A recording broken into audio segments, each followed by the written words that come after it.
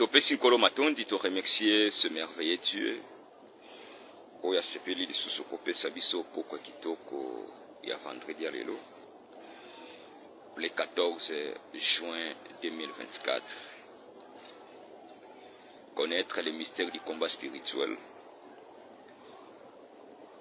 Le sujet owapi. Topé les grands sujets oyo nzambe azali toujours kotambusa biso. Owapi nzambe azali toujours kosepela kososolisa biso. Makanisi na ye ya solo. Po ete to uyeba vraiment kobika tina owapi asepela kobikisa biso. Topia kososolisa lisusu epai na basusu lolenge nini nzambe asepelaka mpe kobikisa bato.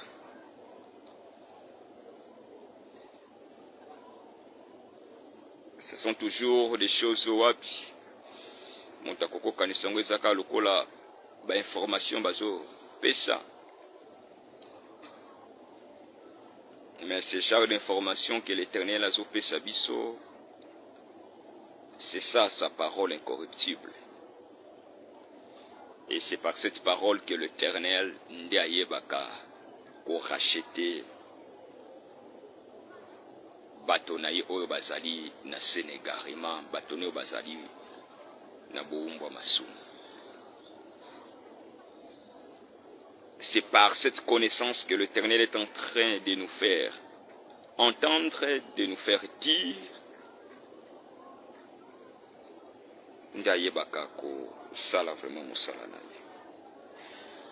Na pourquoi il y a vendredi à l'élo lisusu le 14 juin 2024 na kata sujet oyo ya connaître les mystères du combat spirituel. L'Éternel a koyeba lisusu ko tambusa biso po ete amema biso lisusu na bososoli esengeli kolandisa lisusu makambo a déjà bandaki ko solola na biso le mercredi passé.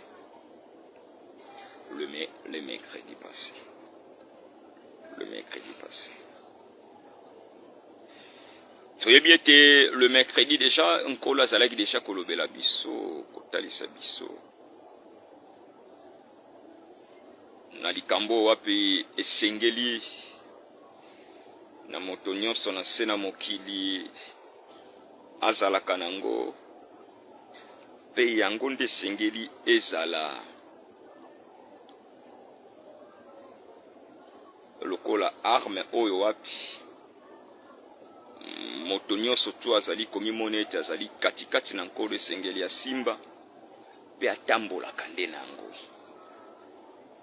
Moto esengeli akanisa te déjà si a joie et si a zui ekoki tika maintenant na koma nanga kokota nanga na makambo mosusu parce que déjà si na zwa ki ekoki te likambo ngo nini peut-être pour na bandeko bazali kolanda biso lelo vendredi et mosusu bazwa ki libakute ya ko landa biso le mercredi. Likambo ngo nde ezali likambo oyo ezali mission na ye, la mission du Créateur. Et c'est cette mission que le Créateur continue toujours ou de faire ou d'accomplir, mais via les gens oyo pia sepela ko choisir comme ses instruments pour être aïba toujours kotali sa mission. L'Éternel avait dit à Joseph, Matthieu chapitre 1 verset 21, que cet enfant-là qui va naître, l'enfant Owapi, Marie Akobota, l'Éternel avait dit, c'est celui qui sauvera le peuple de leurs péchés. C'est lui qui sauvera le peuple de leurs péchés. Matthieu chapitre 1 verset 21. L'ange a tali ça qui déjà même pas à Joseph de la mission. Et dans Luc chapitre 2, à partir du verset déjà 27 comme ça, qui nous comme à verset déjà 34, kuna okende kokuta comment est-ce que Simeon aussi a soit qui peut elaka zoka Simeon azalaka pe na promesse moko. Et c'est ça la plus grande des promesses où il est grave promesse union son assez na moi. Oui, parce que les lois ils ont ba promesse misusu penkolo atia déjà na kati na bomo ina bato na sena mokili. Et bato ba susu tango pe ba promesse yango misusu ekokisa maka bato peut-être ba lukaka ba kanisa que peut-être yango nde ba promesse eleki mutuya te promesse eleki mutuya. C'est ce que Simeon avait reçu. On a pas promesse de qui moutuya. On appelle ça. Luc chapitre 2. Pour mieux comprendre l'histoire, il faut commencer à partir du verset 25. Dans 27, maintenant à guider. Mais pour te comprendre des textes, c'est bien parce que nous aussi nous sommes tous à la famille dans quatre écoles. Des fois, le Seigneur a mais il aime aussi que tout le contexte, tous à la idée claire et à l'icambo, afin que tout ça là bas fausses interprétations té. Parce que ce que ça les texte dans contexte n'a pas vrai té, au ça les la peu bas fausses interprétations. Parce que la vraie vie, le salut n'est pas seulement dans l'explication.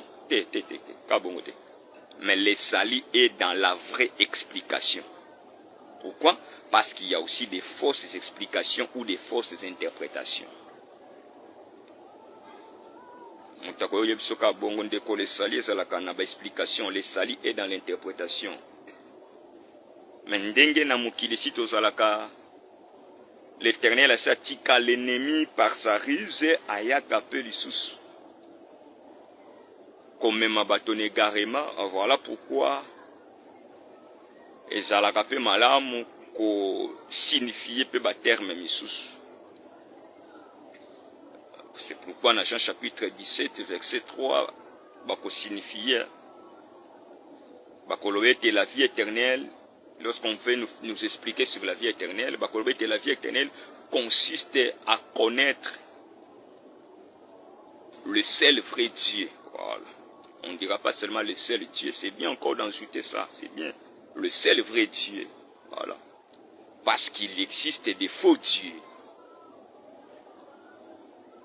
Il existe des faux dieux, mais qui se manifestent comme aussi des dieux vrais, qui promettent aussi la vie éternelle.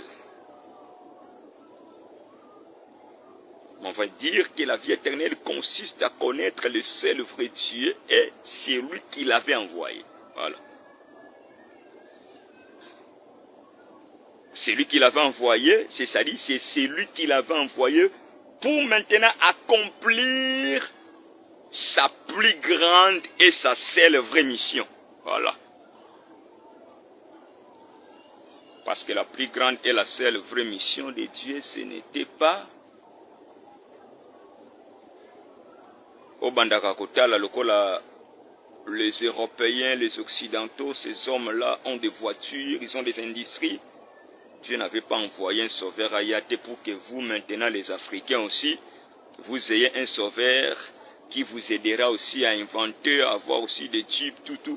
Mais inventer quoi? Inventer des choses, oh, quand ils ont des Européens, Occidentaux. Ça c'est grave.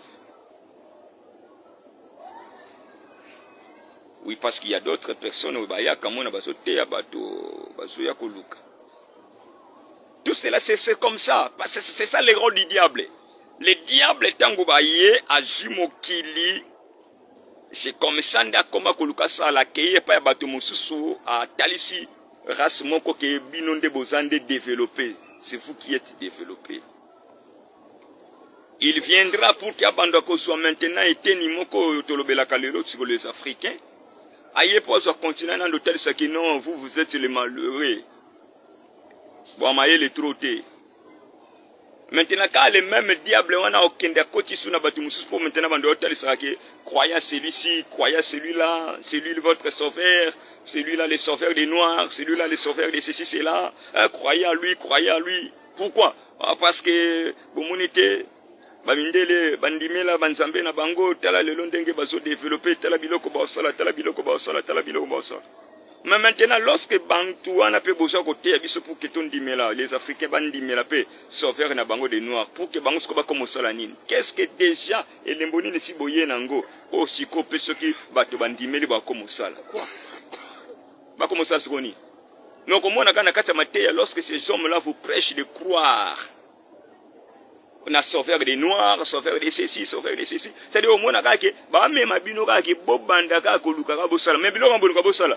Vous ne faites que copier, vous cherchez à réaliser ce que les Occidentaux, soit les Asiatiques, c'est-à-dire les gens là de Chine, tout cela de Japon, oh déjà bango si va réaliser, c'est ce que vous voulez aussi réaliser plus tard. C'est à l'écart. Mokoni bino bosala loko bango pe ba yepe ba ziango babando ba sombango. Babandi pe ko tambola nango kuna babenga ngo pe développement. Mais si vous êtes en Afrique, tu feras toujours que tu penser toujours à Malandangou.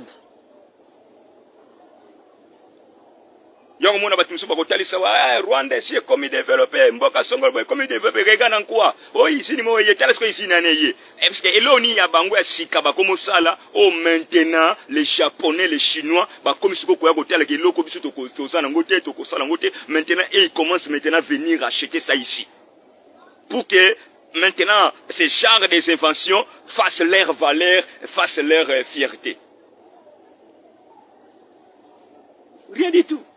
Quand il a dit, c'est-à-dire, loko déjà, ici, c'est la Japon, c'est la Chine, ils sont des personnes nini, ils ne peuvent ni, ne yao. Tu comprends ce qu'on peut besoin de kosani, qu'on fabrique en go, c'est-à-dire, tu comprends la moyen que tu concevoir, tu sais pas ni, tu bimisi en go pe. Après moi, tu comprends bête ma boko, voilà, biso pe tomati, bon mati, tomati en quoi?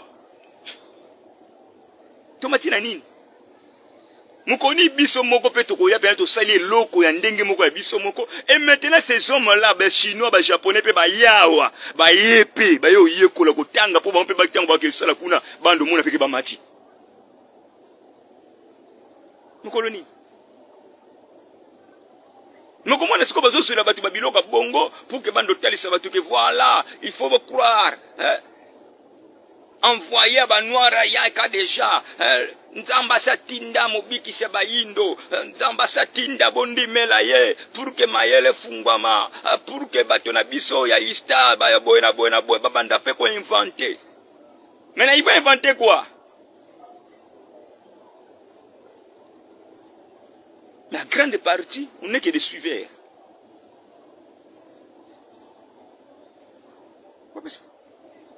Tout le diable est toujours dans ses manœuvres. Il est là.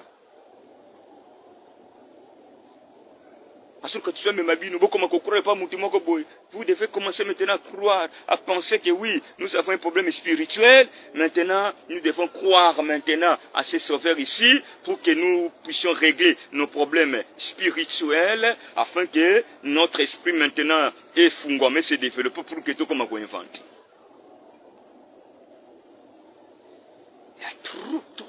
Trop de blagues. Na kati ya koluka toujours bofungwa ya milimo. Trop de blagues.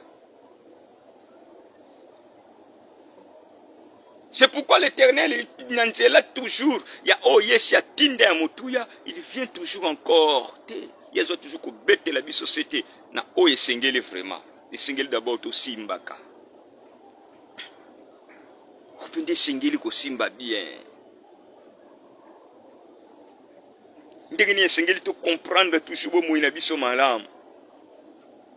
Comment est-ce que esengeli na biso to bima to longa pensa mayele mabe ya munguna.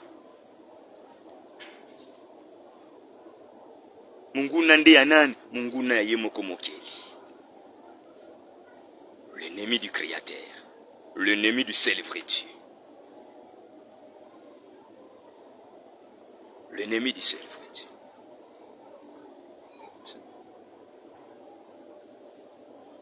Le diable nde tanga zoya nde azoya zotambusa bongo azana ngambo mosusa kei apesi batu mayele mabe bongo.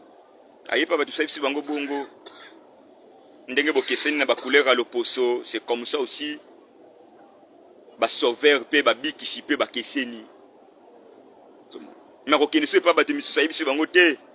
Bino fubo zwa nzambe na bino bo mema ye mokili mobimba.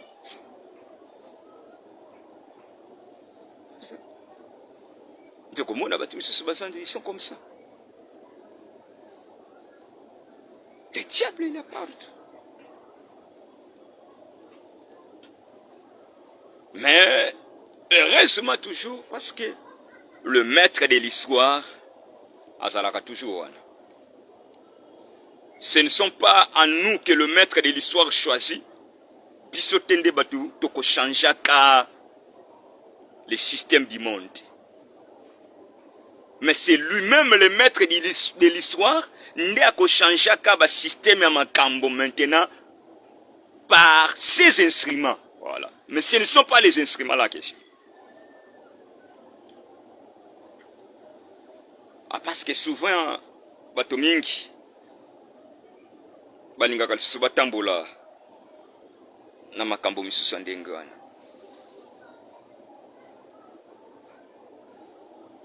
Parce que c'est ça, c'est ce que l'ennemi alingaka mingi kotondisa na katikati ya boyebi ya batu. Lorsque la personne a utilisé, l'ennemi a poussé toujours monter de tel niveau comme est-ce qu'on peut croire que tu as maintenant la compétence, tu as maintenant des capacités ya kobanda kosala makambo ndenge olingi. Comme maintenant ma coquille a kobanda ko changer makambo ndenge olingi. C'est ce que l'ennemi a côté ça kango trop katiabatu. Et il arrive des fois quand l'Éternel arrive à enseigner ses vrais serviteurs, le diable avec ses faux serviteurs et ses faux instruments, nde bayaka sikoyo bakoki kobanda kokota ona kati ya mokeri. Peuvent commencer maintenant à te moquer de toi. Peuvent commencer à te moquer de toi. Comme ça. Croyant. Parce que l'Éternel a sa ndenge. L'Éternel a bongo.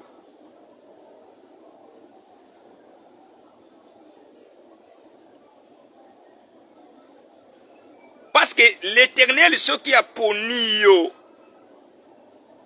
a commis d'abord son fils. Ça veut dire, il te fait d'abord entrer dans sa famille, c'est-à-dire, il te fait d'abord appartenir à lui, c'est ça, entrer dans sa famille. Parce que par le péché, l'homme n'appartenait plus à l'Éternel. L'homme maintenant a se séparé. C'est comme ça que okoya pour comprendre ce qu'au terme wana tango tsalaka ke nzambala bisikoyo okoma mutu mwana na ye, c'est-à-dire okoma mutu famille na ye. Quand on parle de angalo bela likambo famille ezalaka nde likambo wapi na Biblia pe bazolo belango ezalaka likambo sur, c'est-à-dire nzamba zolo belande sur la réconciliation. Il veut parler sur la communion. Il veut parler sur l'appartenance à lui.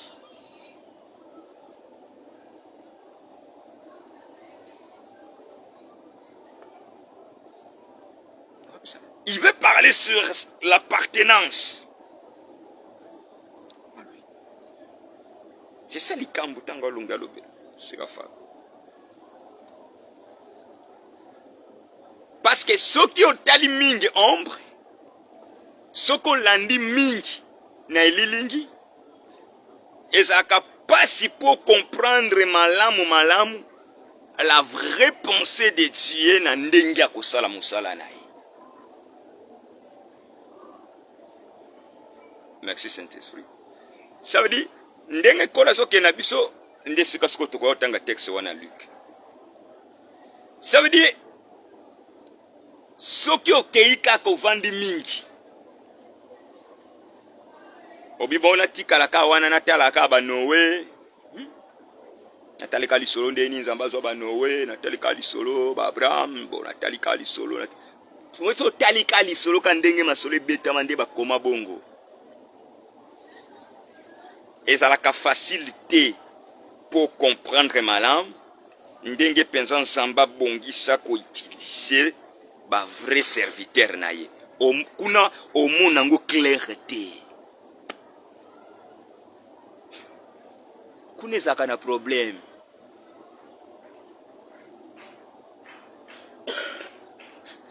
kuna ezaka na problème.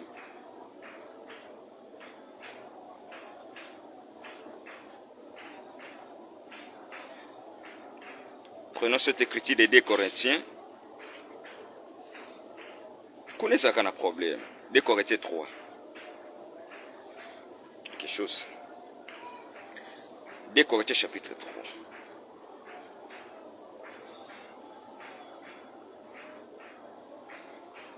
À partir du verset 13.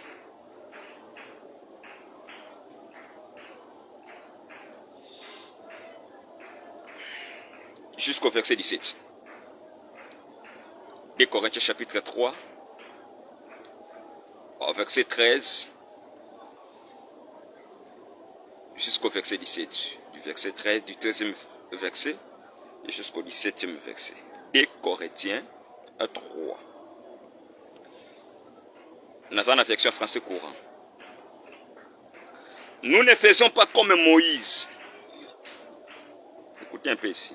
Après, on va comprendre que Moïse, il ne parlait pas à Moïse, il n'a pas à Moutou. Parce que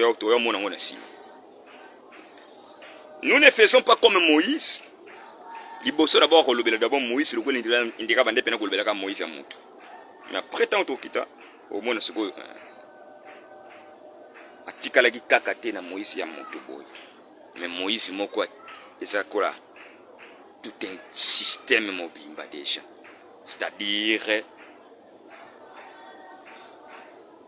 toute l'ancienne alliance.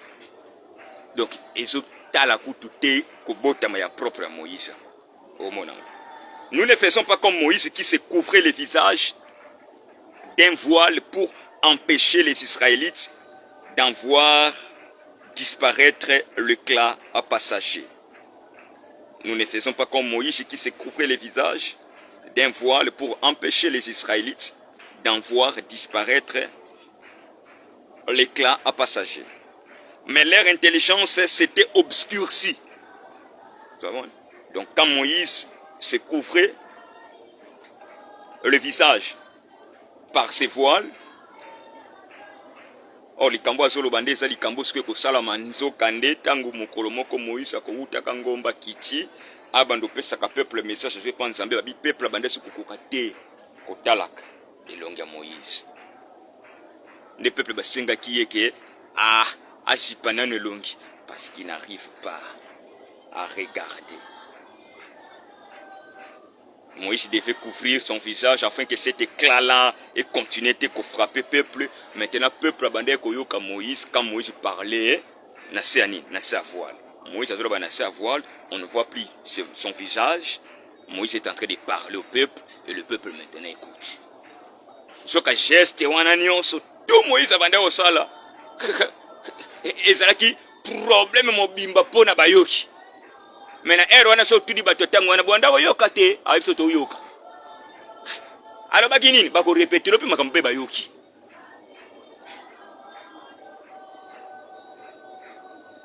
Na tango wana soko keyo tuni peuple d'Israël ke tango Moïse asipa ki elongi wana.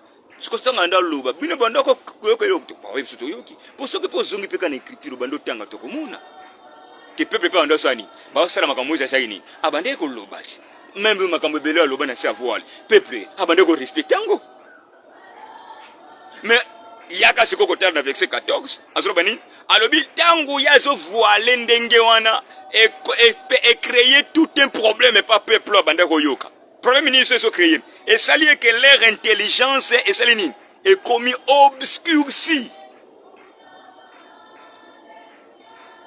Ça veut dire mayele na bango et ça lisusu na polité. C'est-à-dire lumière ezopesa mela bango susute. C'est-à-dire pona bango babi ke to yoka to selela mais nzone makambo bango ba kansa ba yoka ba selela eza makambo yo bazo comprendre ngo susu clairement te. C'est-à-dire tango nzamba zo tala nzamba so mona kake bozo yoka te ndenge senge. Ça veut dire ténèbres na ténèbres kaka nde bosaini o bino bo yamba bo recevoir susute la lumière véritable. Mais beaucoup de recevoir kakande l'obscurité. Et cette obscurité tant ba yamba bango peut-être ba bandolu kan sendike que tout ça la bien tout ça la beau. Ça veut dire peuple enzo kande son intelligence, ça veut dire sa faculté de comprendre réellement les choses et cotiper moulili l'intelligence. Qui est cette faculté là de comprendre les choses. Faculté à comprendre et cotiper moulili.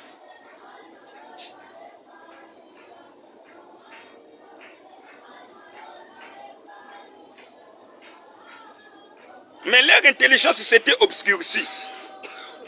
Et jusqu'à ce jour, elle est recouverte du même voile quand ils lisent les livres de l'ancienne alliance. Il ne se fixait pas seulement quand il pas la personne. Parce que plus tard, l'esprit de l'éternel est mis sur Paul pour abandonner Monsieur Bango. Peut-être ça Bango qui va dire, oui. Paul habite même jusqu'à ce jour.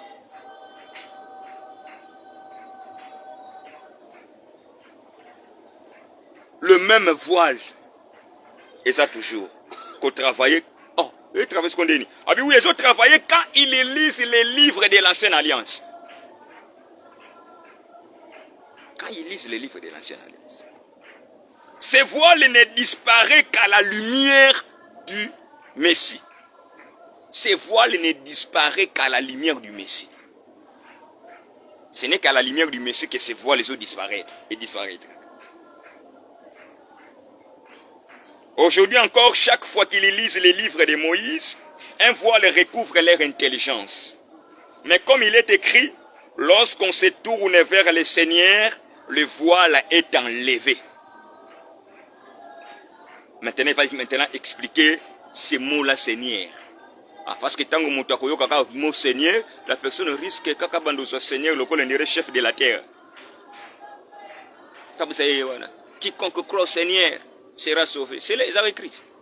Quiconque croit au Seigneur sera sauvé. Quiconque croit au Seigneur. Souvent, tant que vous avez Seigneur, vous risquez que vous avez Seigneur, vous avez des termes déjà. C'est le chef de terre. Le maître, le dominateur. Côté. Ce n'est pas que ça.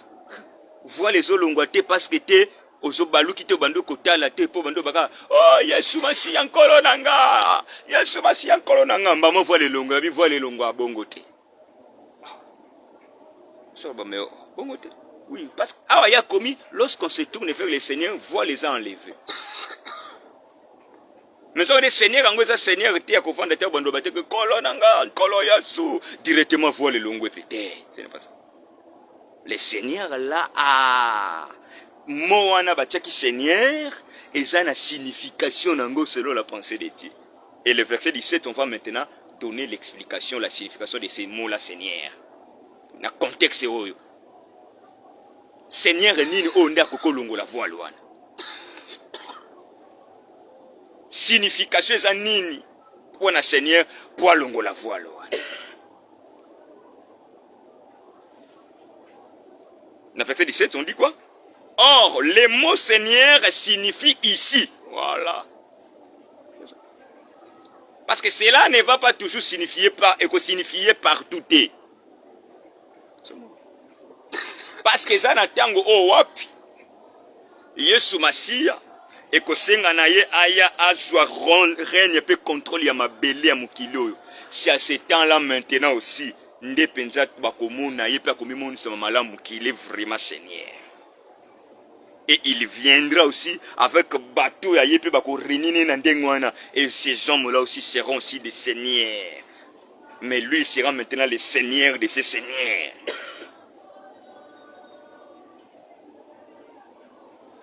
Comme ndenge passe à la toujours que parce que lorsqu'on régnera aussi dans son royaume toujours régner, mais tant que tu sois travailler dans mukili, nous aussi tu travailler comme aussi des rois. Yango Yesu qui babi batalaye, Yesu ko bakotalaye comme le roi des rois. Parce qu'il y a les grands rois qui forment encore. Et ça quand le ko ndenge déjà tout monde a battu basi basala ka organisation wati.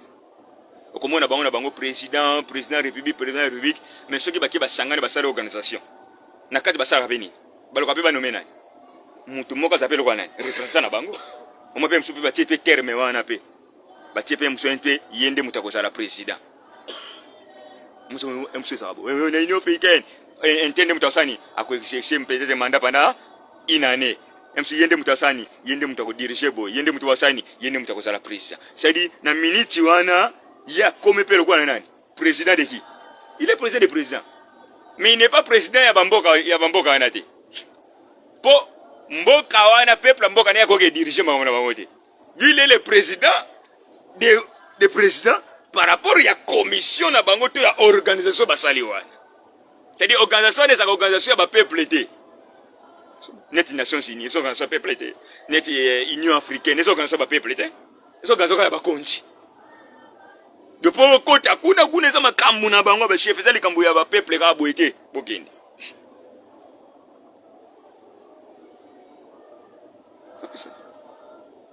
C'est le likambu peuple boite okende.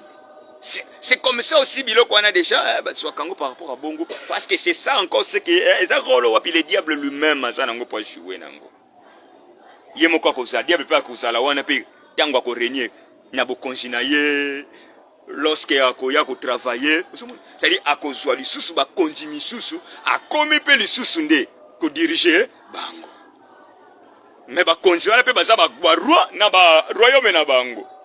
Mais l'inde le diable na moto a qu'on s'incarner nandenga ko se manifester ça veut dire ye wana nde azomi na kwendele mokonzi pe ba konzi wana po yende mutazo la kisabino pe ndenge nini botambusa makambo na bamboka na bino ndenge nini bo dirige ndenge ni bo sala ko devient comme le chef mais ce chef là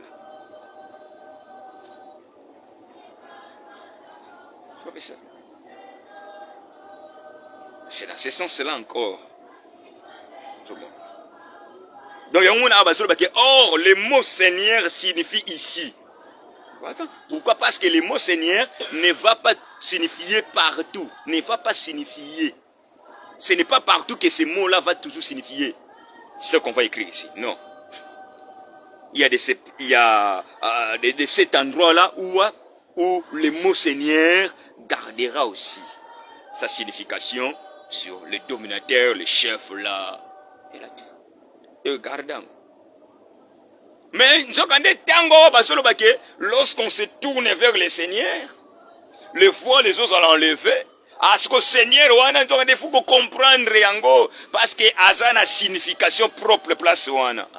Yamana kinde kwa wana verset 17 salobi na bango siko. Abi or ce mot Seigneur signifie ici quoi? L'esprit. Or, ce mot-là, Seigneur, signifie ici l'esprit. Ça dit pour maintenant te dire ce que le remplaçant on a fait, c'est ce que le banini, comme il est écrit, lorsqu'on se tourne vers l'esprit. Voilà. C'est lorsqu'on se tourne vers l'esprit que le voile est maintenant enlevé. Lorsqu'on se tourne vers le Seigneur, maintenant le verset 17 va pécher déjà signification Seigneur ango. Après sa signification Seigneur a pambate, après sango par rapport à Oya Lobi na verset 16. Donc verset 17, ezo yande kopé ça biso l'explication ya Seigneur pour que yango nande futo koti sango na verset 16.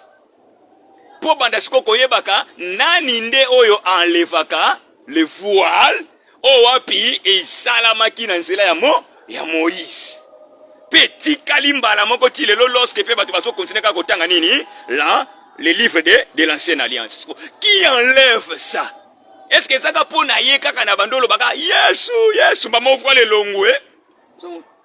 Qui enlève le voile en question? Parce que voile wana ezo sala ete l'intelligence ezala obscurci. Ezo sala ete moto azala sona polete nini? Polete ko sosona nde maloba nzambe. Pourquoi? Parce que Moïse abando ya na maloba nete, ayaki nde na maloba nzambe. Et l'éclair visage esali ke peuple nda akokate, nda senga finike longue. Oh lorsqu'on finika aloba ka nde maloba nzambe, mais ti a se voiler sali ke maloba nzambe et ozala sous comprise te comme esengela ki. Ndenge ya yoke yango clairement akobimisango sunzoka nene nzamba somona ke ti o se voilé wana peuple azali sous une explication clarté. Or lorsqu'on a pris l'explication claire, c'est qu'on manque la lumière. C'est qu'on est maintenant dans les ténèbres, c'est l'obscurité maintenant. Ndeso beta biso. Obscurité nde mutu soko so beta biso. Pour les athées, yango ezaka na pamba te, c'est ça yango déjà loko wapi le Seigneur a lobelaka na Matthieu chapitre 5 verset 17. Que je ne suis pas venu abolir la loi et les prophètes, mais je suis venu l'accomplir. Oh, ce qu'il sur la version Moussous pour comprendre le sens et accomplissement là. Parce qu'il avait même dit ça. On dit bien à la croix pour comprendre les termes là, accomplir. Accomplir ngi kolobate ke ndenge bango sikoyo bazwaki nyama. Ce qui se ferait sacrificateur azo so meme. A côté nango na lettre saint yepe so Yesu asusu meme. A keso na makila meme wana so. Oui, hein? Pour ya le bibia ye ko accomplir. Mais so kene talayi. Babiye akokene soko kokota na tabernacle ni. Ko ezali plus grand et plus parfait qui n'est pas construit de mains d'homme. Pourquoi ba tia terme wana? Parce qu'il existe un tabernacle construit des mains d'hommes. Exode chapitre 25, ndenge nzamba ko senga, pe etie ko kota sikoyo, na ba verset kolanda, okinomona comment est-ce que maintenant, le tabernacle ko zala dressé, à partir déjà, si on commence à ba verset déjà, 38, 39, tout cela. Osu. Et ça n'a pas mbatté, tant que ba côté ya bandeko, ba hébreu. Ce n'est pas pour rien que le Messie y a-t-il jamais kokota na tabernacle oyo tongama na maboko abatu. Ce n'est pas pour rien que terme wana. Parce que ba hébreu ba israélite ba yebi ke nzamba bete lisolo tabernacle et tabernacle etongama ki na maboko abatu. Israélite yebi ke lisolo tabernacle e betama. Batu batonga kango. Lisolo ya nzela Moïse. Israël taye bien go. Yo mone za na pamba te sikota ko bakoluka bando te bango siora. Le Messie ndenge nini yepa kendaki ko travailler na lolengi ya souverain sacrificateur. Comment est-ce que ya kota ki na lié très saint. Yo za na pamba te bando lo basiko ke ya zo traverser le tabernacle plus grand, plus parfait qui n'est pas construit de mains d'homme. Et ça na pamba te. Pia mutu yesu zelo ko to sepelaka écriture sur yango moko pour pesa batu mususu teke ote yondo eko limbo longo mabe kaka écriture yango moko ezaka na Hébreu chapitre 9 à partir du verset 11 qui non a verset 12. Hébreu 9 11 à 12 okutangwa siko pour pesa teke yenda limbo la longo mabe yenda lobaki yango boy so tangika wana okuta siko bakobando ko expliquer bango moko susu ba expliquer bango lorsqu'on dit que cela n'a pas été construit de mains d'homme signifie nini? Que signifie ce qui n'est pas construit de mains d'homme? Ce qui n'est pas construit de mains d'homme signifie ce qui n'est pas de cette création. Vous avez un terme en colo. Vous avez une définition en colo. Vous avez un dictionnaire en colo. Vous avez un dictionnaire pas Robert. Vous avez pas Larousse. Vous avez Larousse. Ce qui n'est pas construit de mains d'homme. Et vous avez mais ce qui n'est pas construit de mains d'homme et pas ce qui n'est pas de cette création, c'est-à-dire ce qui n'est pas de ce siècle présent, ce qui n'appartient pas à la chair, ce qui n'est pas matériel, parce que c'est ça cette création. C'est-à-dire ce qui n'est pas corruptible, ce qui n'est pas ébranlable. Parce que c'est ça qui n'est pas de cette création. Parce que cette création, c'est une création charnelle, création ébranlable, création corruptible, création périssable. Cette création. Que ce qui n'est pas fait des mains d'homme, voilà. C'est la même chose au Kénokoku, dans Romains chapitre 2, à partir du verset 27, qui nous a verset 29. Romains chapitre 2, 27 à 29, vous allez encore voir ça là-bas. Comment est-ce que tango circoncision ya solo ezoya nde bazoyebisa bango ke ezalaka lisusu te oyo ezosalama te par la main de l'homme. Donc lorsque la circoncision est sous circoncision oyo ezosalama te par la main de l'homme, maintenant eza nini? Ah, oyo esalamaka te par la main de l'homme, c'est ce qui se fait maintenant par l'esprit. Soka dictionnaire encore. Donc le contraire de la main de l'homme c'est l'esprit. Ah, donc c'est-à-dire que la main de l'homme c'est la chair.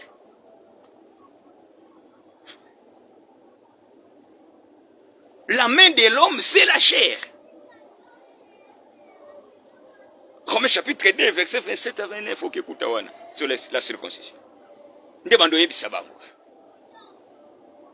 Que la véritable circoncision, est l'issue oyote, Israël obandé ko koufé la terre, ko tale la terre, o babandé ko sala yote par la main de l'homme.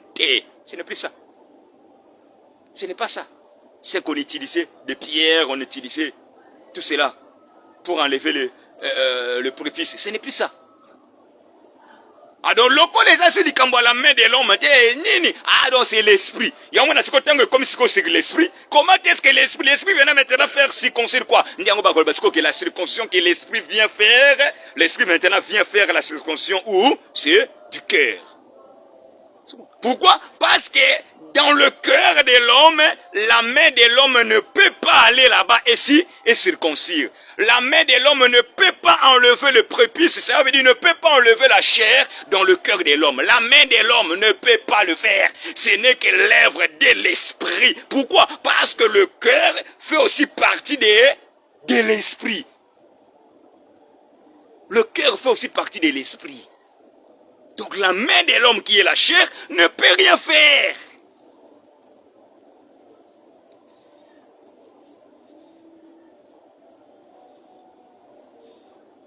Aussi lettre ya Pierre pour tous exemples ya terme to solo peut-être mutu mususu ekokipe kotungisa kwa te kola zo pesa argument na preuve nango nous lisons tokeina lettre ya apôtre de Pierre. Il y a quelque part l'apôtre va parler sur comment il faut chercher, comment maintenant il faut chercher la véritable beauté, la véritable parure. Regardez ce que l'apôtre va faire. Il faut comprendre que le cœur est cette dimension-là qui est cachée, c'est-à-dire c'est ça ce qui est dans, ce qui appartient à l'esprit. 1 Pierre, premier épître de Pierre, 1 Pierre chapitre 3. 1 Pierre chapitre 3, à partir du verset 3, qui nous a verset 4. 1 Pierre chapitre 3, verset 3 à 4. Parce que si Pierre était en train d'exhorter les femmes charnelles, et ces femmes charnelles que Pierre était en train d'exhorter ici, c'était des femmes mariées. Et Pierre était en train maintenant ici d'exhorter ou d'enseigner ces femmes mariées comment est-ce qu'elles devraient maintenant se conduire dans leur vie conjugale. Comment est-ce qu'elles devaient se comporter avec leur mari. Maintenant, lorsque Pierre était en train d'enseigner ces femmes mariées, nde akoesko po luka la kisabango parce que si atali saki bango eso tali ne bandelo komuna parce que aljo luka sko bando te ape basi parce que ça na batu misusu mingi basa bongo surtout le lopendenge to somona mukina biso ndenge comment okende lelo yango kokende place mosusu okuta bamatia mosusu bakoma oteya bana basi okorisque omona kaka mateya mingi ezolinga kaka etikala trop un peu sur la vie, sur l'extérieur. Yo kama mama yo sikoyo lataka boye te ozalaka boye te papa si akoma komona yo koma lokola mukolo ya mwana mwana bimaka na ye potanga bimana nzela bwa ki atali amoni mutu mama asomona kwendeka wasa bala kasa akome mukolo mo fo bongisa nzoto tsaka boye. Mais il faut que ça toliwana avec modération. Il faut que ça modération. N'exagérez pas parce que Tozana Tango Moko Wapi, le diable est en train de chercher à détruire la femme. La femme. C'est-à-dire femme charnelle. La femme sur le plan charnel. Le diable cherche à détruire la femme sur le plan charnel. Pourquoi? Parce que le diable a yébaka déjà, a joué déjà la femme sur le plan charnel, a comme ça qu'il y a l'élément de séduction. Tango pesa pe mututoli atiaka propriété na nzoto atiaka corps propre, mais il faut le parler ça avec modération. Il faut qu'à garder la pudeur et la modestie, parce que ce côté yé mabe sachile que le diable azana musala makasi et pas basi na koyeba siko komema bango na koluka ba beauté moko extérieure, mais ba komi ko sala ba beauté moko na d'une manière et exagérée.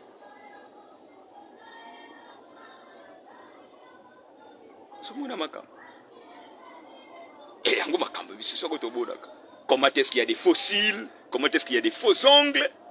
Tu vois, c'est ça les diables. Tu vois les diables. C'est des diables à Zagadena Makamoda et Luka pour baby Sabashi. Parce que yo soka banduka otika likana likaniska teto te ya bango. Ezate loko so balio kanisa ko gagner ndaku. Sengeli pe olataka boye ozalaka boye tiaka pe soin salaka pe boye. Attention, diable azotambola wana pour détruire basi na banzela ba make-up. Attention, soko zolingo te à la femme sur la propriété, prêche la femme sur la propriété, mais n'oublie pas que azala propre avec pudeur et modestie. Elle doit garder le caractère du Saint-Esprit, parce que le diable est derrière le maquillage, le diable est derrière la recherche de la beauté extérieure, le diable est derrière ça. Le diable est derrière biloko wana nyonso, eza biloko na ye, et a posa nzambete, eza musala Satan. Oh bah tout mingi le ba mona ka normal tika na tika basil, mais les gens ne comprennent pas que ça va utilisation diable. Le kola muta komi trop charnel, moyen à combattre rango ezate. Tango ya yeka na benga milima be, mais milima be na boso fo bengana na connaître les missions du combat spirituel. Chasse d'abord ko tiaka ba fossile wana, chasse d'abord l'exagération ba make-up no wana, tiaka pour de normal ndenge sinzamba kela ka ba fo de tes normal nzamba sa tiela ka bito, to sala ka normal ya po bima propre. Ne cherche pas ba make-up wana ta ba loyenke. C'est dit chercher à l'autre bien. Évitez vos ongles. C'est-à-dire vous êtes en train d'entrer déjà dans le jeu du diable. Mais au cas où si na longa ye, nga si na gagné, o gagné ne lote, na combat molimo o ana défaite, parce que tu n'as plus la pudeur, tu n'as plus la modestie, chère femme, chère jeune fille. Vous pensez combattre les diables, mais vous êtes déjà vaincu par les diables par ce genre de maquillage.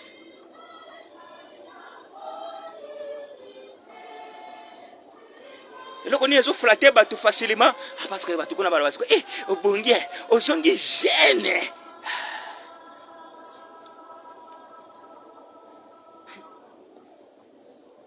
Les diables s'étaient risés. Aïe, que côté au son a bêti place au batimbelinga. Tant que bakangi et nanouté inde onanga, il change aussi de forme toujours pour chercher à égarer. C'est pourquoi lorsqu'on rêvait Christ, lorsqu'on rêvait Yeshua Mashiach, on dit quoi? Tant qu'on revêtir, tu ne sauras plus satisfaire la chair avec ses passions et ses désirs. Lorsque quelqu'un est réellement en Christ, ce n'est plus lui qui vit. Maintenant qui vit, c'est le Seigneur qui était crucifié et ressuscité. Or, lorsque le Seigneur qui est crucifié et ressuscité vit en toi, c'est-à-dire c'est qu'en toi aussi, la chair, avec ses passions, ses désirs, ont été quoi? Ont été aussi crucifiés. Tu vis maintenant avec une autre dimension des désirs de la chair qui ne dépend plus de la chair par rapport aux choses du monde, mais qui dépend maintenant de l'Esprit de Dieu, du désir de l'Esprit de Dieu. Marchez selon l'Esprit et vous n'accomplirez pas les désirs de la chair.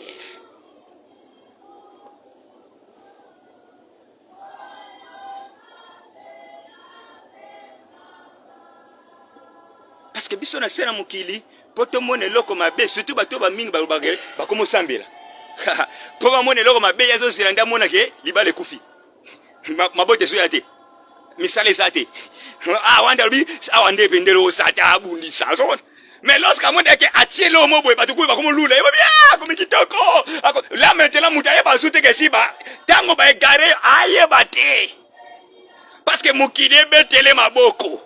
Oui, mukile ko betelo maboko, mais faut tala kabatuni ba betelo maboko. Est-ce que ce sont les gens qui ont vraiment la vraie connaissance de Dieu ou bien ce ne sont que des païens? Des gens qui ne connaissent pas Dieu. Connaître les mystères du combat spirituel.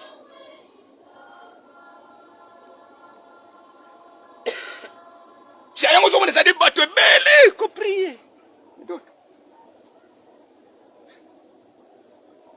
Le diable ça a trop il sait. Ko kanisa te que ce qui diable a une hypocrisie, ndeyo suko bando bate eloko na sa na ngango te parce que même batu pe mabebe basala na bangango te. Oh, mais là c'est le diable eloko ko nda malamu yango na diable la taka po bimanene hypocrite. Soko moni mu dasi ba biso ke hypocrite, ça dit c'est ka comme la te la bien, mais ça ni na makamba bien te. Et moi, je l'ai dit, je suis une femme sérieuse, fille sérieuse, mais ce que je la peine vie, ah, je mabe. Ce que je suis hypocrite, allez, je suis bon, non. Babiloko wana yangwana. Babrana mitiba yaka nango. Mais le soko que vérifier, na mangomba na bango. Mélange kota. Balemba. Ce qu'on connaît ça teke, ce qui kola koya yebisi biso ndenge to lobakango toujours que ba révélation biloko belé brana mateya et balana te sana nzelate. Ce qu'on ndenge ce qu'on peut place na betaka sete ndenge nini la femme sengela garder modestie pudeur teke basi basali batumingo botoyibi brana.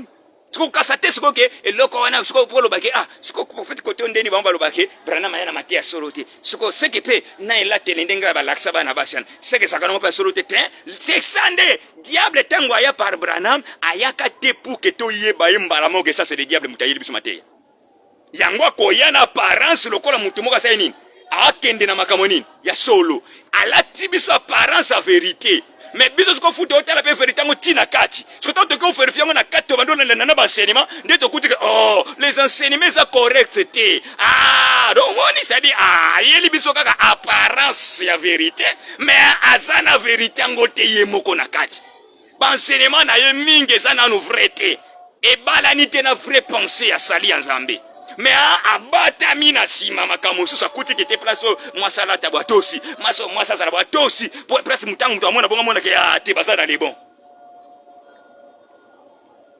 nzokane non kosuka kaka te avec ces yeux là maintenant kende mpe lisusu ti na kati parce que nzambe aya na bomoi na biso po azwa makambo nyonso mibale libanda na kati. Nzamba ya pozo libanda na kati.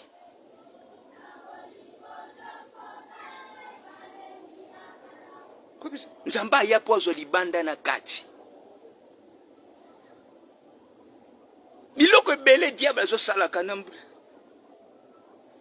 Soki kola fongoli toujours mutumbi sote, soki moto nanu kangwa mito bimi nanu te. Na vie de la chair. Yo tika le mona te, yo mona kake, ah ça c'est la beauté, et le kobo ebimi beauté, mais faites attention.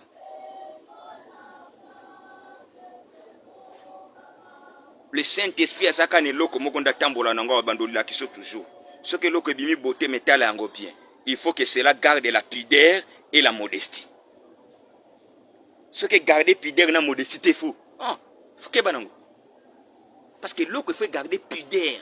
Ça veut dire ebimisa yo impudique.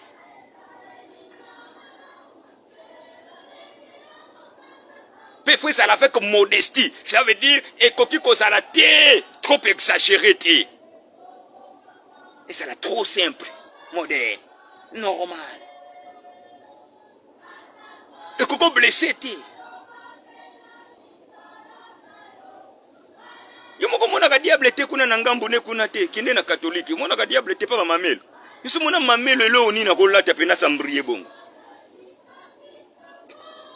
Yo so kutana na maser nini? So mona maser nini? Asambriye na nyongene so lukuta mkilindenge so ya botebo. So mona maser peno kutana maser na nzilo obayeye.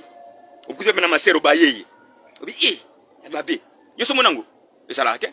Kala kande balata bongo, mais so tali fosani. Il faut toujours apprécier. Il faut l'oulaï. Beauté n'est qui m'a été. Beauté ça. Mettez la dengalati. Mais beauté ça. Au tout le monde est comme tu as coco. Mettez les balades ça va marcher. Ils ont massé des balades ça va m'abîmer les coco. Tant que pas couler, au béni, ce qu'on va pas couler, c'est ça le diable. La seule chose qu'on a, c'est qu'on est là, bon, c'est bien dans l'hypocrisie. Pour ce qu'on a continué pour nous garder au cosa, yo que moi t'es sur yo la type propre, sur yo la type boy, on vient la coco, on vient la boy. Qui était à la bateau mon sous yemo na kana ekuna alatia bango bongo. Est-ce que basa na bilo bakoko? Parce que comment yo na ngamba na koso yo koma koko. Parce que ça le monde moto te parce que le moto soki na nous aussi kolami bien te, si on nous voit les longwe yote, tu ne sauras pas. Yo banoka sakake wande sata penda place wa place penda nzambe alo bande loko baby sangaya. So na sai bote na makito te so na tesilo te na telo ko te na matelo na simba te yo kansande bongo. Mais ceux qui pendent ça moto voient laisser longwa nzambe kwa mema yo na ngambu toujours aye moko diable nda yebiso tala kutu place au diable ndenga créer hypocrisie tala batu ndenga la tchaba shine boy ko tala ba on longi nani ngo tango yo tala pena obuaka so yiwa mabe to ko lula bango okomunika ke beauté ne zakaka elle est toujours belle elle est toujours belle.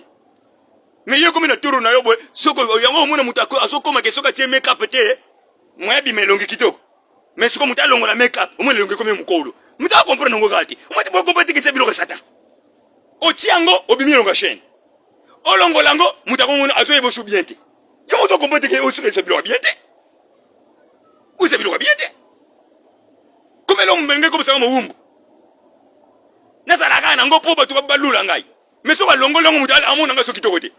Et l'homme maison n'a pas tika la na kitoko na tiré na ngabe yebana.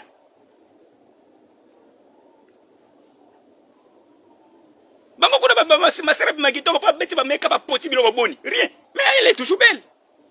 Kuna ni kuna ba sale la cérémonie. Mayo ba bonde la pa libana no toujours kitoko. Mais pourquoi pas?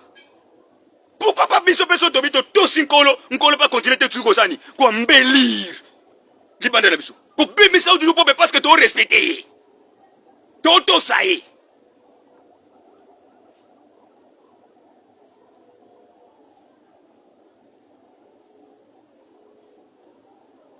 Mais presque un combat na tout monde à côté. Combat na tout monde à côté. Pour me donner la cande mitelle tala atalibi ils ont bien été. Il a gagné qui là. Bemba que boba poti ba meka ba poti. Tout monde. Pota mitelle derrière mi monika kitoti. Tu connais pas tenir sur un combat. Diable abundisa yo alingite. Otika la penza garder ndenge nzamba lingela osala alinga ko moko kota na ba déformation ko motsa tela ko ba dimba ko matina niveau ke bazo zo pena elongi na yo pena baseni ba changer complètement tela dire ko metina niveau koma ota pena ke mutu pena elongi ndenge zala ke boy mais elle ba travailler ba masser ba maso ma pena donc parce que ça ba sok na ba sok et ça na sok mtako 50 bon ba teka moi simple ya pena opena bo simple ke ba bon modifier nga msadi mutu pena so tanga bossa na nga. Comme ta moya so ebata amona komba wana te amona te bitumba molimo fa bunda wana amona te komba te sata o sakana na yewe wana te patalike biloko mindele amoni munde tanga yele loko ya so mona bongo siko yebisa pakola ngola wande kindoki osomo wa kindoki aba kola ngola kindoki. Mais mundele soka tindi ba produit na ya tindi bilone ba poti amen na bongi voilà Mena sima peto migangi nazo beta sata okepe na ngomba pe yabe zo bina moderateur pe bambi nzembo passer pe na sima pe koteya ape ba tipe nzembo tala ndenge na komi ngebu notere ngebu amaki ya makeup satanic ngebu makeup nini bwe so ape ba kepe ko yo kape na ngomba ngebu tala ndenge na komi tala ndenge na ngebu makeup kono ye bien ote ya sala ke obongo te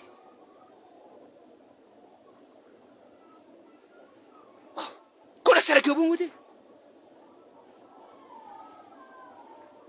pena si pase pa ya ganga te yi akali be ya abimisi te minuma be ba bimite parce que minuma bezo kanga nanu basi diable azana bilo ne bela zo tambusa pour chercher toujours à séduire des femmes afin que utiliser basi na ndenga mabe comme ça, on va chercher singulité. Et lorsque maintenant, tout ça fungo matin en esprit, on ne voit pas. Donc, on a regardé, mais bon, on est côté. Pourquoi? Parce que beaucoup fait la beauté. Beaucoup fait là. Dès que tu le ça passe. Ako mona satanté na France, ako mona satanté na Europe. Mais on a satan mbangu na Congo central na ba village na biso. Na mbandaka. Kuna ndaka mona satan mbangu. Soki takumo ta ba avion. Masola Dubai soki ekota ka mwa makelele bato ko kamwa ka na Dubai yango pe. So ekota ki makelele pona ni. Po bato ba ka swani. Ki kuna bazodi ya nini? Banie. Soki bataki di solo te ki kuna badia ka banie. Nani yango alinga siko bando bapeke kuna pe komo bangi se nanga banga. So bataki di solo te. Ya ba excrément kuna. Que les gens là-bas mangent des caca. Soki batiaka moi di solo ante ba betaka kango. Tozo bandenge ba betaka. To confirmer peut-être tozo bandenge yaka. Kwa tozo ba komeki siko bongo. Njokande to tika na ngoto tika soko lula batu to tika na biso ko lula batu. Oh, soko lelo komo ko ba tika lula batu pona ni. Apo yo ki lisolo ke kuna bazoli yaka banie. Ko so batiaki lisolo anate eke ka ba yo te ayo. Kendeko tika ko lula ka batu, tika ko lula po avion ko kasate ka avion na de mutama tandenza ma tomboli ko kasate tana bisika. Sosko ba betele ko solo bongo yo ko ngolo ba iyo te ngoma ni. Te yo penser. Oma te mo ko yipena po zungu saka watu sima. Batu na poso ba progresser ba ke musika na vie. Kuya ka batu mate mo ka boy. Comment na ka satan partout. Sumo. Mais era joki siko solo kuna. Ke bamsusu baso desa ka bango boy. Baso desa bango biloka salite boy. Baso desa biloka salite boy. Ndi mutako mo ndio nanga he. Siko so mutemsa yo ndio nga witi Dubai ka wote kana bino. Tokomo banga bino. Bino kuna bokomba batu bolia ka boy. Poni po yebi ke na culture na biso ko lielo ko neza salite. Eza bien te. Buso so na culture na bango neza ngoma la. Pour comme ça comme ça il y a diable. Mais qu'est-ce que attention. Et on bango yeko neza culture.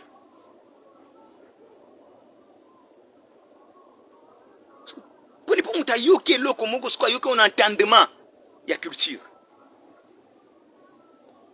Peut-être qu'ils vont consommer sel, colia boy. Ils sont très attention. Donc ici l'apôtre Pierre a sala ki wanande. Nda bande côté ya sikoyo basi na ndenge wana. On fait ça. Parce que tout ça nous sommes toujours na kati wana connaître les mystères du combat spirituel. Ngaire na keko so affection na affection te pona makambo te nkola lobisi singa. Nga zuri vexero pona makambo sana vexe 4. Mais yo kasko kola makambo abeti sete. Na seki ba oyo bazaye il faut bongo lisa ba mitema. Ne cherchez pas à vous rendre belle par des moyens extérieurs. Comme la façon d'arranger vos cheveux, le bijou d'or ou les vêtements élégants. Ah oui, ça pensa te ka pekisa kite, a interdisa kite. Mais abandonne de côté ya basi awa parce que ezaki na basi yo bazalaki ko kozala suko susu na etambo de conduite moko pensa te ya malamu. Ba komeka kuluka ba yaka ke biso c'est tout ça ba femme de pas ya parole. To yoka liloba nzambe, to sa bata liloba, biso zakana liloba, to koga mibali na biso ba ko sepela kaka ba ko mona biso ngona na verset 1 de omona. Yango apote pia ka te ki bango. Que baluka kaka te, vous de même femmes, soyez soumises à vos maris afin que si quelqu'un d'entre eux ne croit pas à la parole de Dieu, il soit gagné à la fois par votre conduite. Des paroles ne seront même pas nécessaires.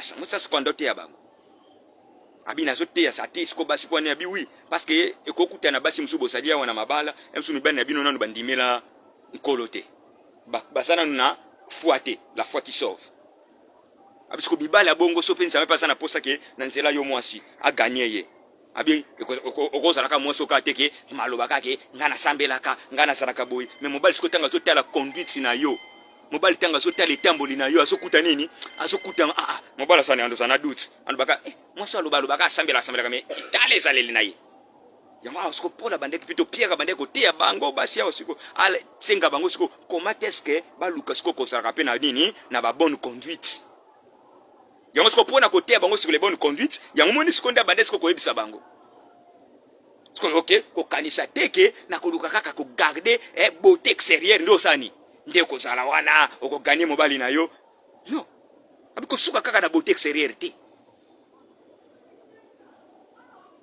abi beauté extérieure kaka yango wana te ndi yango suka yaki na baona lité wana pola aibisa bango suko ke recherchez plutôt la beauté de l'être intérieur, la parure impérissable d'un esprit doux et paisible qui est maintenant d'une grande valeur aux yeux de qui? Aux yeux de Dieu. Qui est maintenant d'une grande valeur aux yeux de Dieu. Tous wango na lumwa lombango na version ya Louis II. Wana nazaki na français courant. Na ningina zongo na version ya Louis II parce que Louis II da otamo na cœur pour tous ceux qui comprennent tout le sur le cœur que le cœur est à la partie extérieure. Ya mwantango basoba na circoncision que eza sous likambu ya maboko te. Yango na longo circoncision de la chair. Eza sous likambu maboko te. So longo likambu maboko c'est comme likambu ni esprit. Tant comme likambu esprit, la main de l'homme ne peut pas enlever la chair dans le cœur parce que le cœur c'est la partie de l'esprit. Le cœur fait partie de l'intérieur de l'homme. Ça dit c'est ça eza na katikati la nature de l'esprit. Donc c'est qu'il faut toujours l'esprit pour aller travailler dans l'esprit. Pour aller travailler dans cette dimension-là. Tant que circoncision dans la chair, et ce comme la circoncision du cœur, on ne peut plus maintenant continuer à circoncire le cœur par la main de l'homme. Le cœur doit maintenant être circoncis par l'esprit.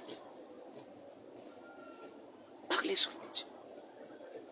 Il y a un passage pour tout le monde que le cœur est à la capée, na katinde, ya moto. Il y a un autre monde parce que tout le monde en français, na Louis II. Lui seconde à côté la biseau terme en sous na kati bien. Ayez non cette parure extérieure qui consiste dans les cheveux tressés, les ornements d'or ou les habits qu'on rêvait. Mais ayez plutôt la parure intérieure et cachée où? Dans le cœur. Voilà.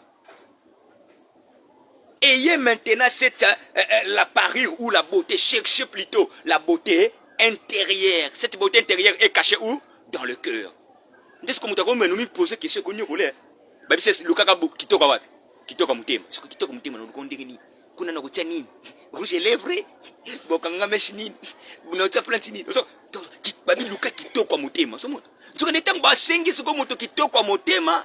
Onzone na motema kuna ndeza kabisika nde nini ezali, c'est les pensées.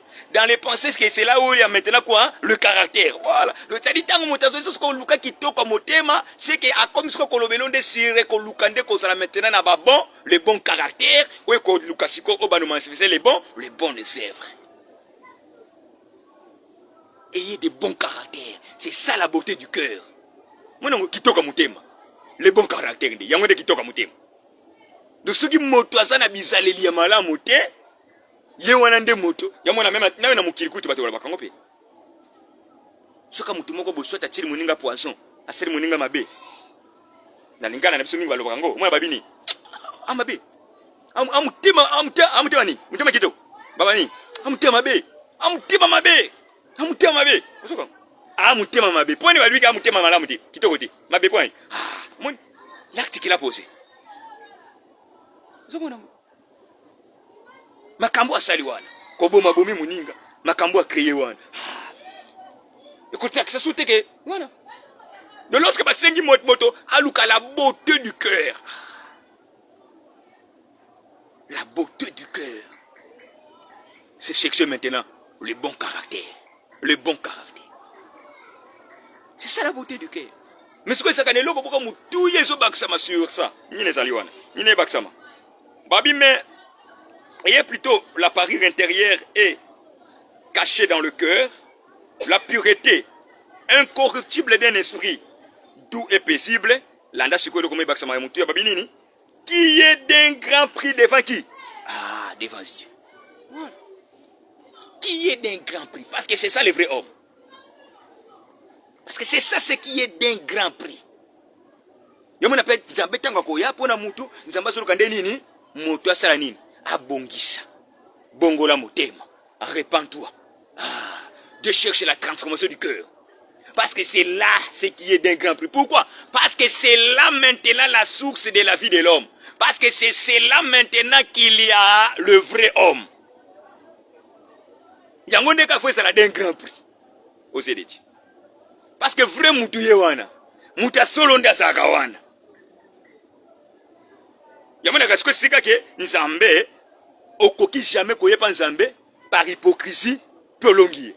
Ça mona siko pona nini? Parce que nzambe sayeba ke vrai mutu azakana li extérieur libanda te. Tiamwe okoya obongisi libanda na yo mais nzambe osukana te pando ba abeteka maboka ba amen. Abeteka biyema kito oh amen. Nzambe soka osukana wana te pa beteka maboko. Alors je dois vérifier.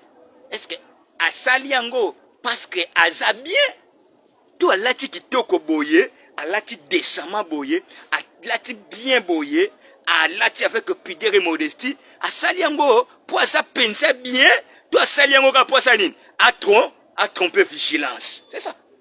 C'est ta yo sali bongo nzamba osuka suka wana te po bike ki vrai mutu yango wana te. Oyo, oh la kisi wana. Ko fa ke no ko vérifier pena soki na ki vrai yo ozande penda bongo yango wana o manifester pe bongo. Soki na ki vrai yo nzamba kuti bongo te yango nda ko yatanga otelo ba hypocrite. Hypocrite. Bueno, aba hypocrite. C'est-à-dire moto bilongi nini mibale. Oto mona libanda yango relema te seni. Et ça vraiment katinaye. C'est ça. Hypocrite. C'est ça ce que le Seigneur a expliqué en Matthieu 23 par et 4 par pharisiens. Nous avons un tombeau blanchi. Donc l'extérieur on la tombeau ana parce que ça blanchit. Mais au-dedans, il n'y a pas un corps vivant, il n'y a pas un corps en bon état, il n'y a que des ossements desséchés. Au-dedans, bah ossements desséchés. Miku ese kauka ndeza na kata tombo. Isa kwa ndeko soke na nekopole. Soke nekopole do libanda na ngoso tali me oloba ai na ululi bi si metire lokola na poto okuti na ba veni okuti na ba dress otali ba tombo boy me olobi me non na ko vana ngadi kolona lina ngabe po iloko ela ksate ke aomba solo esate iloko ela ksate ke awa kundi banzote kufa. C'est ça tombo blanchi. Mais ndeko bando longolela yo ba Pierre tombalo wana bando la sabiso siko dal libulu wana force wana toke tara siko kuna soki tokokuta nani yango kuna na kati kuna après 10 ans après ceux qui 20 ans tokute siko kaka aza beauté kitoko. Allez se vérifier toke ndoko tala toke ndoko vérifier to vérifier to tala soki pense ko sala bongo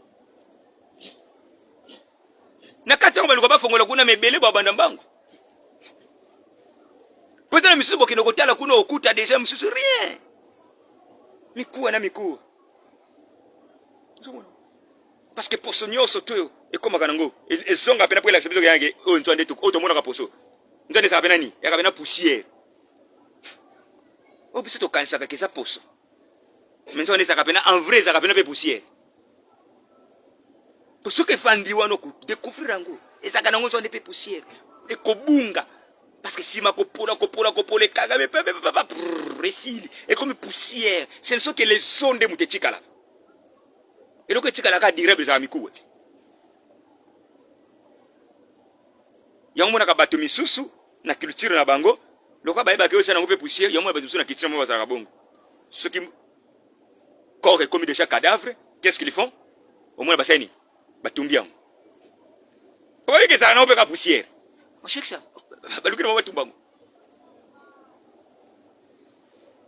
Parce que ato tiki bongo. Ata balobi bakeo babeti yango bambome yango bambome. Tito ki toyebito kotala wani. Okotika la kokuta musuni yo tezanda musuni. Ça peut te donner l'apparence loko l'indire zali. Mais lorsque yoko zolo boko bando fina na kati, ça dit okuta nini? Attends. Ndo okuta loko le komilo lobela loko l'indire bambi sa oka. Voilà. Quand ngi mbisa oka ezalaka. Oyo nde a résistaka. Ce ne sont que les os. Les os na biso nde muté résistaka. Les os. Yoko mona pe que c'est la même chose ba ko sala pe pour na même Joseph, babitango Joseph akakufa en Égypte. Et que c'est un second samba yebisi bango ko ya kolongola bana bombo en Égypte, yango Joseph ayebisi bango. Joseph ayebisi bango bin Dieu vous visitera. Tango nzamba ko ya ko visiter bino bokolonga bombo. Bokena mboka oyo alaka ki apesa ki ba papa na biso. Maintenant ta bokena kuna yango ayebisi bango. Abi ngabo kundanga ya wate. Bon memanga bokena kundanga ikuna. Siko Joseph nini ngoba bongo bakomema ke kuna. Parce que ekoleka tamulai. Nchoto Joseph dai aussi là. Yango mona ki nini bakomema ki? Si ce n'est que mikuwa, les os de Joseph. Sotangi ne kisot. Ndoko mona. Babi basoki mikuwa. Moïse a yebisaki bango siko tambo ngi babima, abi maintenant prenez les os de Joseph bachiango pour dia sala kai bango de bachi mikuwa. Yango bando tambola kana mikuwa Joseph. Bakena parce que bakena kunda ndeko mikuwa kuna. Mais nous autres déjà c'est il a sauté. Mais ce n'est que les os qui restent, les os. Yango mona memba obeta lisolo ke tango pe prophète Elisa sa kufaka ya maintenant ça. Les cadavres des femmes mobayana il ne va que rencontrer les os et voilà ce qui va se faire. Ce qui est d'un grand prix aux yeux de Dieu, le cœur. Parce que c'est ça vraiment. Que les hommes de la chair ne se limitent qu'à regarder ce qui frappe les yeux. Mais moi l'Éternel, je fais quoi? Je regarde jusqu'au cœur. 1 Samuel 16, 17, et plutôt 16, 7. Habite, ne sois pas comme les hommes de ce monde qui ne se limitent qu'à regarder ce qui frappe les yeux. Non. Il faut être comme moi. Parce que le vrai homme est à l'intérieur. Le vrai homme est à l'intérieur. Je l'ai déjà rejeté, celui-ci aussi. Mais son apparence ne présentait pas l'apparence d'une personne rejetée par Dieu. Oh, pour découvrir qu'il a été rejeté, il faut talander monto. Là, ça maintenant, ça demande la dimension de l'esprit. Parce que ça, ce n'est pas seulement dans la chair. Tu ne peux pas venir chercher maintenant à te rendre hypocrite. Pour le bakina zu nzambe. Nzambe bazoka été hypocrite. Yoko zo été. Nzambe utikala ko zo été hypocrite. Pourquoi? Parce que yé amona kamoto ndenge azaleli ya solo pe atalaka donc atalaka deux faces nyoso wana zo moto. Wabisa. Deux faces wana. Nzambe ba kotala. C'est lorsqu'on se tourne vers le Seigneur. Quel est le Seigneur là? C'est vers l'esprit. Voilà. De voir les autres à la hauteur, tango. Moutazos à la tourner maintenant vers l'esprit. De voir les autres à la hauteur. Voir les autres.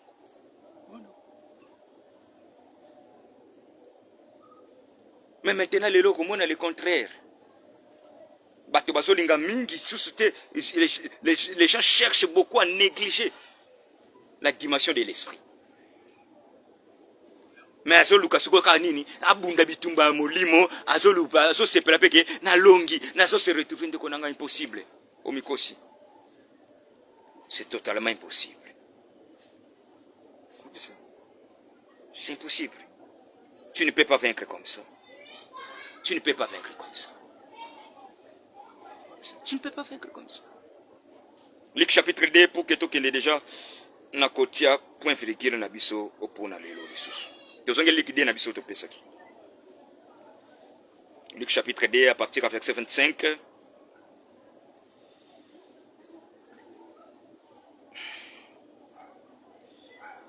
Vraiment.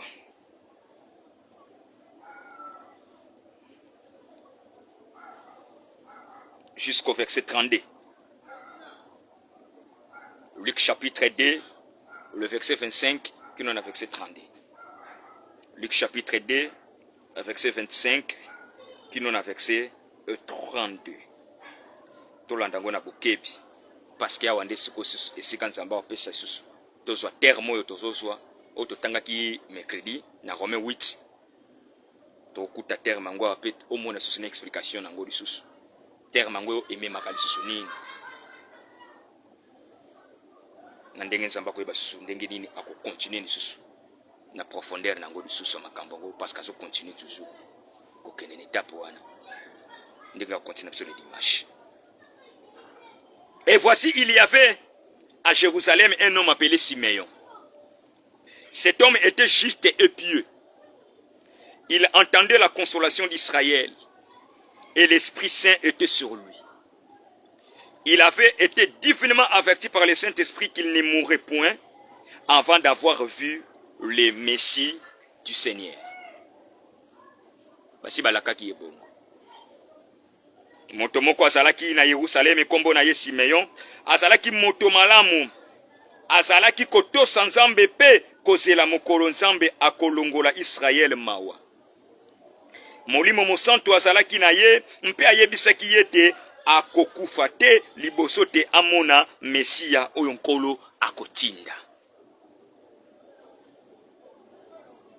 Il vint au temple poussé par l'esprit. Et comme les parents apportaient le petit enfant Yeshua pour accomplir à son égard ce qu'ordonnait la loi, il le reçut dans ses bras, bénit Dieu et dit. Molimo mosantu amemaki Simeon na ndako ya Nzambe. Nkaka na tango baboti ya Yesu bakei na mwana mpona kokokisa makambo mibeko ezali kotinda. Bongo Simeon akamati ye na maboko mpe apesi Nzambe merci alobi. Alobi nini? Maintenant, Seigneur, tu laisses ton serviteur s'en aller en paix selon ta parole. Pourquoi? Car mes yeux ont vu ton salut. Salut que tu as préparé devant tout le peuple. Mokonzi Nzambe okokisi makambo olakaka. Bongo sikoyo tika ngai na kufa na esengo. Mpamba te na sina moni na miso na ngai mobikisi. Oyo otindi epai ya bikolo nyonso ya mokili. To continue nasi. Mais tout ça wa pose Nzamba a perception de la toloba quelques kambo wa explication afin que tu comprennes ce bisika to continuer le dimanche. Parce que les mercredis déjà to soukela ki na Romains 8 au déjà si ba bandede ko ibiso. Que nous sommes sauvés mais les salis en question tout ça sauvé c'est en espérance.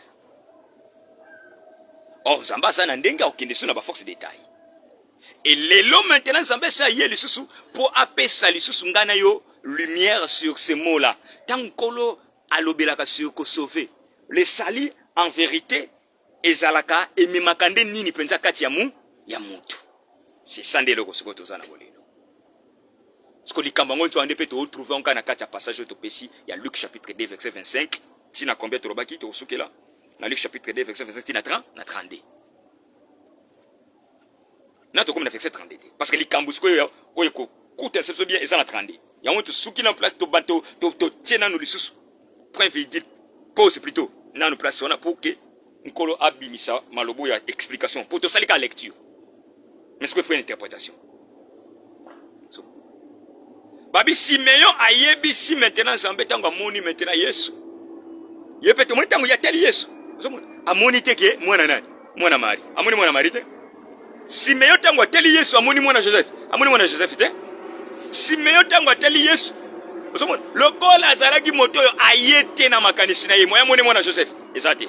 Lokola azalaki moto ayete na boyebi ya mokili. Moya moni lokola mwana ya Marie. Ezate ndenge bajuif banda mona ye. Tant que c'est chiffre que je suis le pain descendu du ciel, mais nous connaissons son père, nous connaissons sa mère, nous connaissons ses frères. Comment il peut dire qu'il est le pain descendu du ciel? Jean 6. À partir du verset 38 jusqu'au verset 42. Mais comment maintenant il peut dire qu'il est le pain descendu du ciel?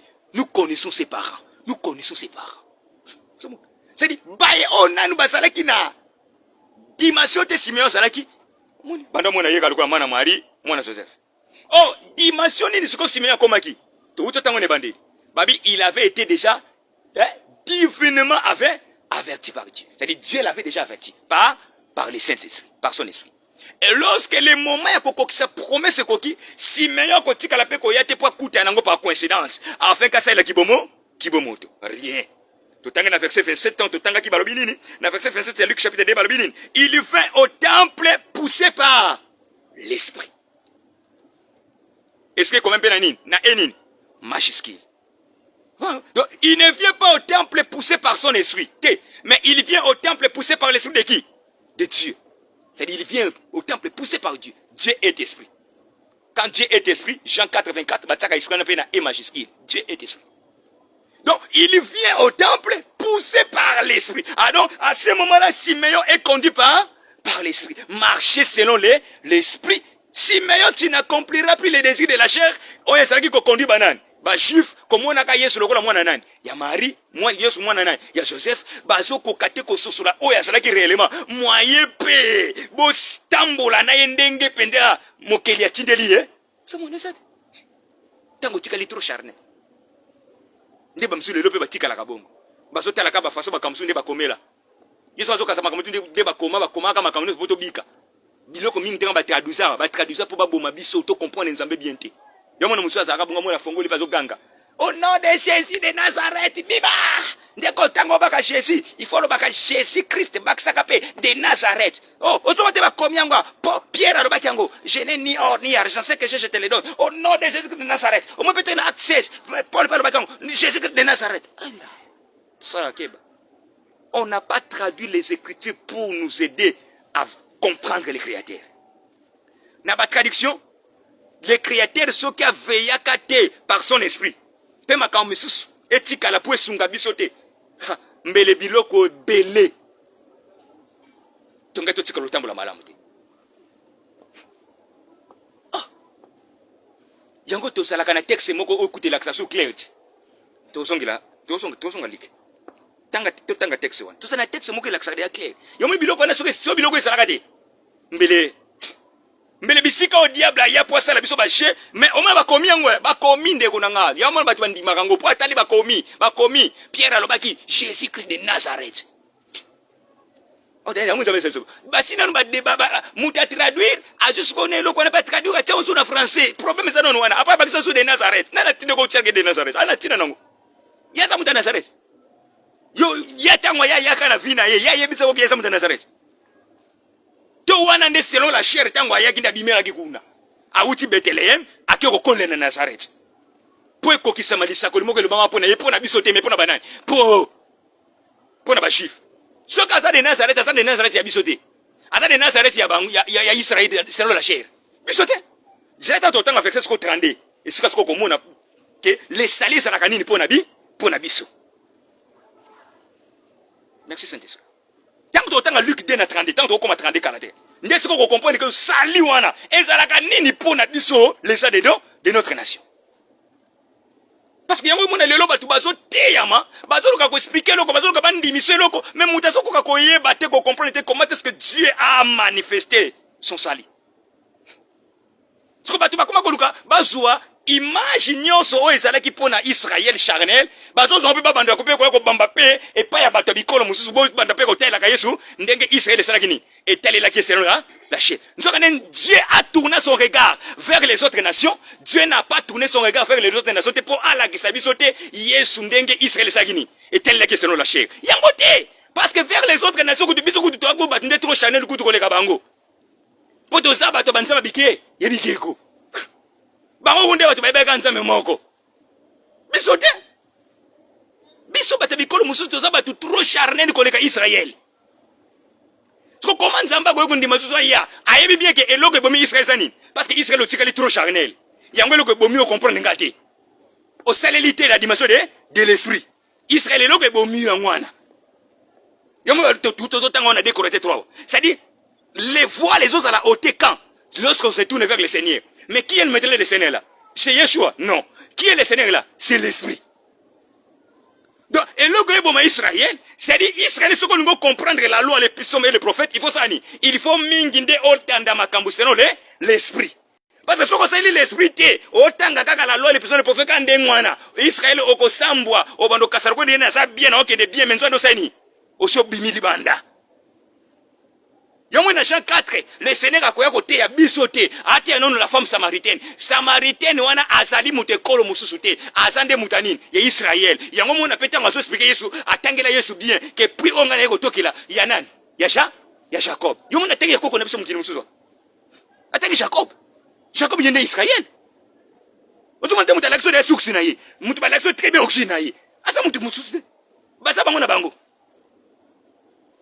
Basa bana ya tata moko, bana Israël. Bato basaki na ngamba Samari, na bato bakendaki côté ya Jérusalem, basa bato loko moko. Parce que Jacob basaki na 10 tribus. Nzambe nde na kanda o makambo Salomo salaki nde akaboli.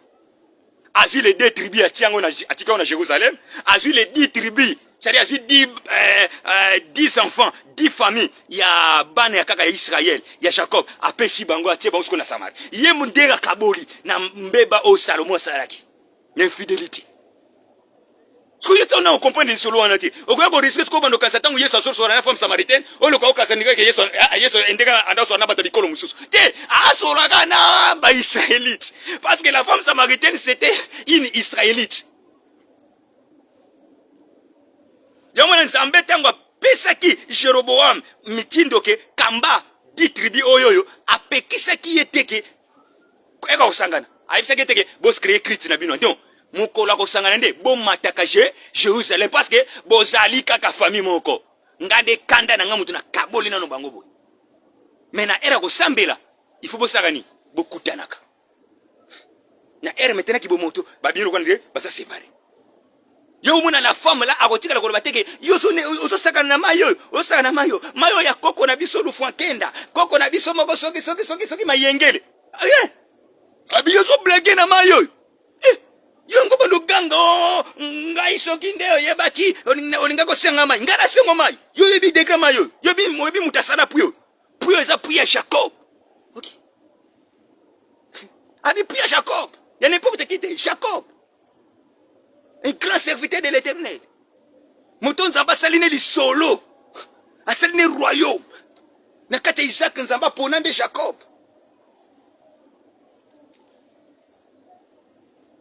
Ça dit que nous compétons. Ça dit pas ina yende. Yesu siko zo bana côté ya yende. Kengonga si ebelemi. O esenge bosalani. Boyeba maintenant ko comprendre que il faut maintenant adorer le Dieu véritable, ne restez pas toujours campé dans votre nature charnelle. Ya komona kake to mataka Jérusalem. Non, ce n'est plus ce temps-là. L'heure est déjà venue. Où ça ne sera ni sur cette montagne, ni à Jérusalem où vous adorerez qui? Le Père. Parce que le temps de la vérité est venu. Dieu est esprit. Il faut que ceux qui l'adorent maintenant en esprit et en vérité.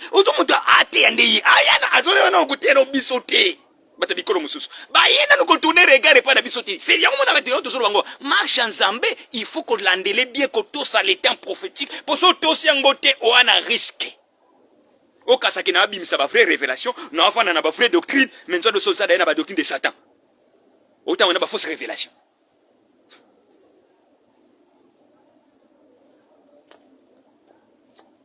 Israël ba yebise na Jean 6, ba yebise ke miracle nini yo osala biso.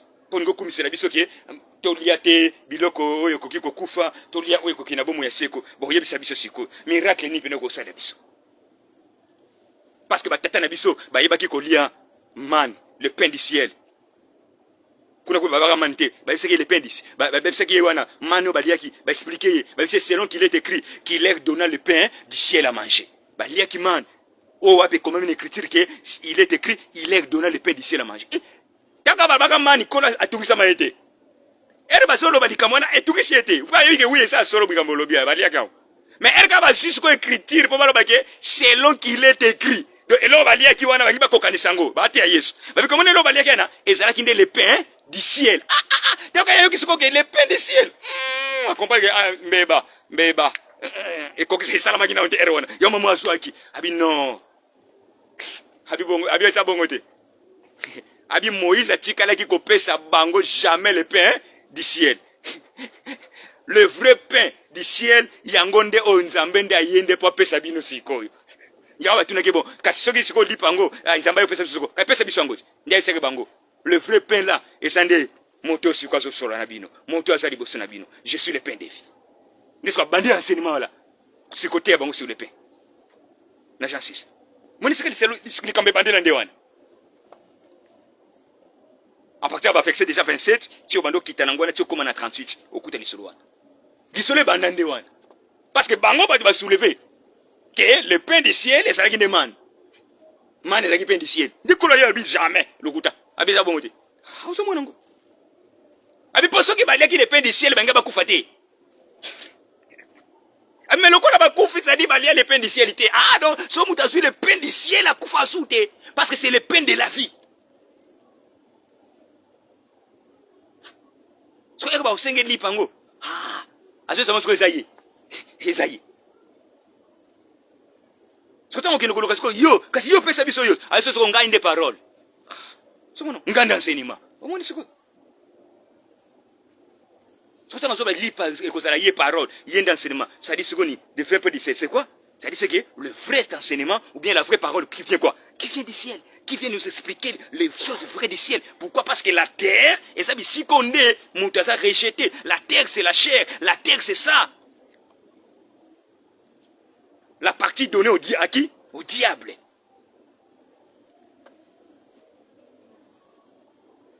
Oui, c'est donné au diable. 2 Corinthiens.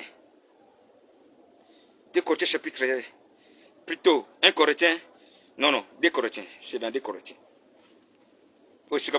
Si quelqu'un t'a Christ, ce que tu as wanté, ce que tu as fait, c'est 16.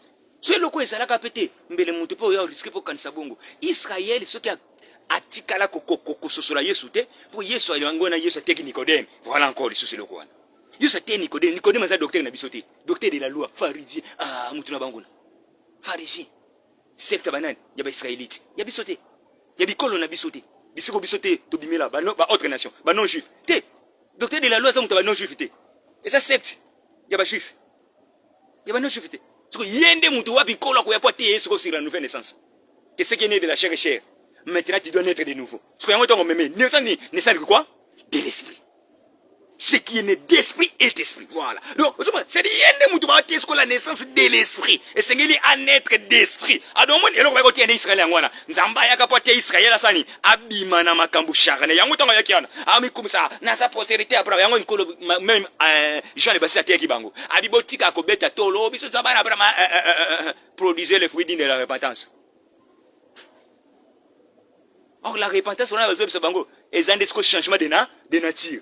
Parce que changement de mentalité, changement de pensée, pensez ni, c'est-à-dire quitter maintenant la chair. Parce que c'est là que Dieu a condamné le péché. Cherchez maintenant à comprendre les choses selon l'esprit réel de Dieu. Parce que ceux qui vont continuer la dimension, voient les côtés kakabino. Mais comme Moïse a ça là, ils ont continué tilelo. Ceux qui ont connu l'ongwa, cherchons maintenant à comprendre les choses selon l'esprit. Ya kumuna kubotama koya yankolo nzambe na mukili mote trubende bango parce que zaki koyeli moni spirituel bango de trube bango ba moni ki mwana nani aye pote que mari pena libumwe fimba kiko akine pena ba bota kiko c'est mwana na yesu yesu mwana mutu libumwe fimba akine bote bombolo ba mwana nete mwana na ye ya mwana compliqué bango nzoni sikoso kena Matthieu 1:18 nde ba soke voici de quelle manière Marie sikwa kobota. Il faut que le Saint-Esprit y a. Voilà, pour que Maria se retrouve enceinte. C'est de l'œuvre de l'esprit. Mais bon, voilà, parce que ça qui est trop dans la chair, trop charnel. Parce que jamais Nzambe ce qu'on a le lenge wana. Et loko ya yeko combattre pour na bango wana, ayeko misabona erere wana. Et bon loko wana sekonde aso atuna pa na biso. Mais wana bikisa sikutu biso te. Po biso kutu ndeba jogo nango. Likola ko zala trop charnel, to zala ki na banzambe na banzambe. Batuna banzambe na bango. À mon éloko boy, à créer des S. À créer des S à fécondité, des S à richesse, des S à boy. À quoi, à créer des dieux de fertilité, dieux de beau. Biso va te trop charnel, to zaki tala, to kabola banzame na biso. Parce que yo yela biso suma kamu trop charnel bongo. Mais, au sungi biso te. Po biso kutunde loko nde ya biso angwana, bata bikolo mususu. To tonda na makamanzoto, to yebi atanza basolote. Dans la chair. Alinzamba tik akati alongola elongine kuna akbag selanguna ngamba po aya su komela biso kake Yesu kaka na lolenge charnel. C'est grave.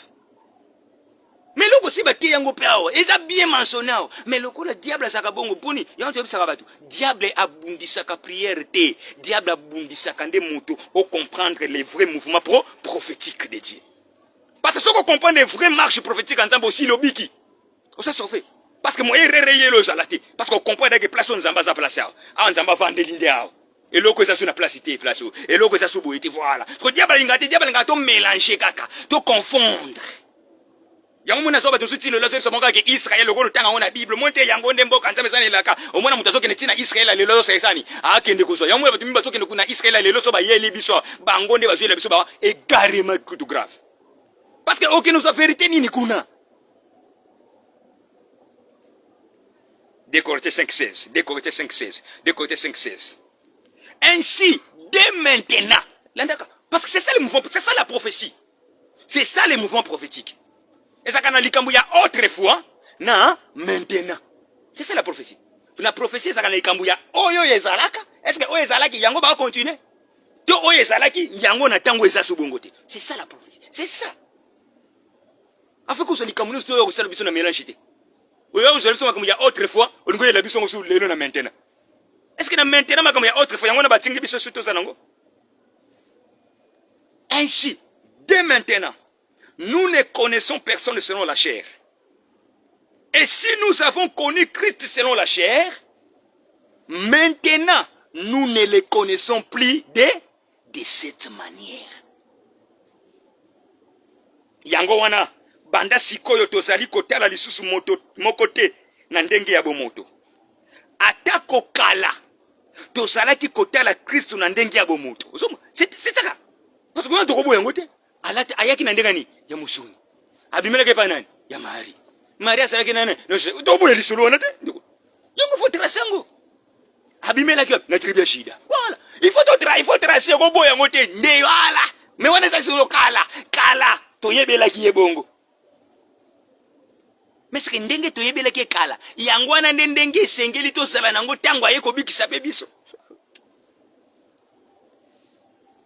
atako kala tozala ki kotala Kristo na ndenge ya bomoto kasi sikoyo tozali kotala ye lisusu na ndenge wana te yango mwana sikona 17 ndazolo basikoyo si quelqu'un maintenant est dans le Seigneur il est comment une nouvelle créature les choses anciennes là c'est quoi c'est ça les choses charnelles c'est ça.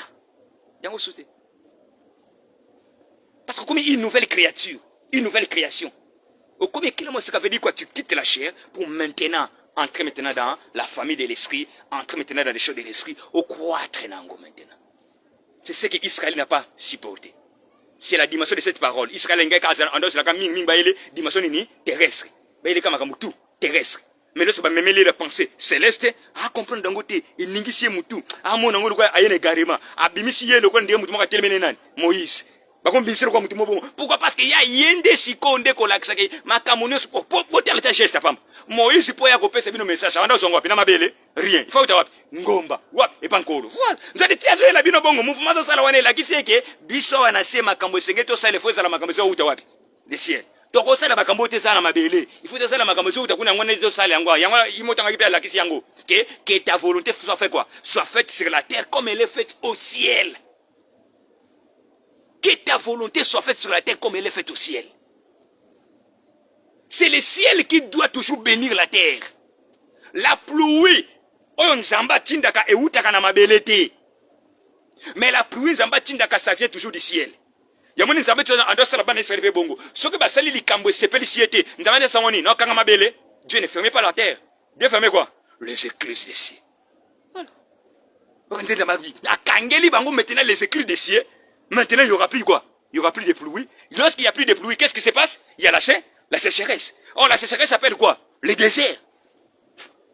Parce que yango komona teke loko teke tango nkolo yemo ko ya ndia ko yebisa na bana Israël na Matthieu 23 ayebisi bango abi lokola bayambi yete lokola bososo ngate na bimi na kei ndako na bino ko tikala ndenge ni votre maison sera laissée déserte. Vous comprenez tango senso wanda que votre maison sera laissée déserte. Vous comprenez teke yende mutasaki ndani mai yende asaki ndeni mbula.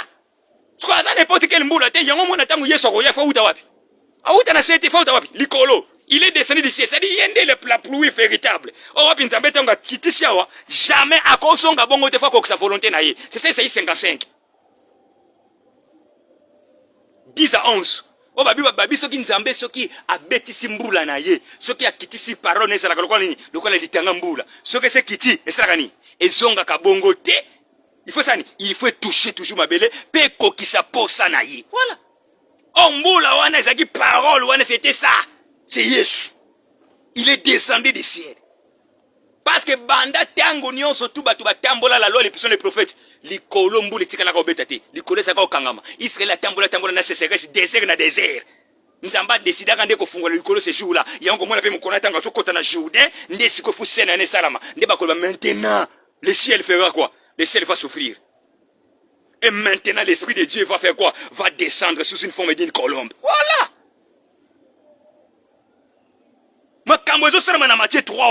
C'est ça. Des jours où on a maintenant, si on est les ciels, les ciels, les fungwami, na fungoli les écluses des cieux. Maintenant, il y a un temps où il y a celui qui a soif, aïe pas n'angana osani, n'a pas passé bamayani. Ah, l'eau défi. Ngane mutatoni ba, nazana mai, bamayo sa quoi biba, bibali. Voilà. De ces autres là, n'yazana ba, azana mai. Ce qu'on est sur la personne mai wana, et quand tu ne communes, le coup la bibali. Mais c'est ça la pluie. Ce qui me même les obètes, tu as raté, tu as de côté langa. Ni les salama. Ba rivière, ba fleuve sarani. Et kaukaka, maï sarani, et kitaka, ponani. Parce que les ciels ne donnent plus quoi? La pluie. Ndamba sa tikale bino même ndambo lembo wana. Maï sili, maï kauki. Parce que les ciels ne donnent plus la pluie. Mais au moins, on a comprendre que si vas insister, il est descendu du ciel. Si vas insister, c'est ça. C'est une zambazana notion. Il est la véritable. Mboula soloti ayakansko ayakiteke otepona da nzamba tinda kende pona volonté. Ako sa volonté naï. Pesoka kokishi yango te a retiré. C'est bon non? Et quelle était la volonté de Dieu? Oh yaki ko sala. Volonté de Dieu yaki ko sala c'est venir maintenant sauver les hommes de leurs péchés. Yamona tangu Simeon patali Simeon moni. Abi Seigneur merci pour naseni. Na moni maintenant mobi kishina yo. J'ai vu ton sali. Sali que tu as préparé pour tout le peuple. Abi maintenant ko tika nangana kena kimia parce que j'ai vu les sali. Or lesquels sali? Azaki n'importe quel type de salité, mais il était c'est véritable sali. Il y a Matthieu 1 21, il était celui qui était venu maintenant sauver du péché. Il était maintenant venu sauver du péché. Aussi, il s'est maintenant verset 32 nabiso pour que tu bondes là.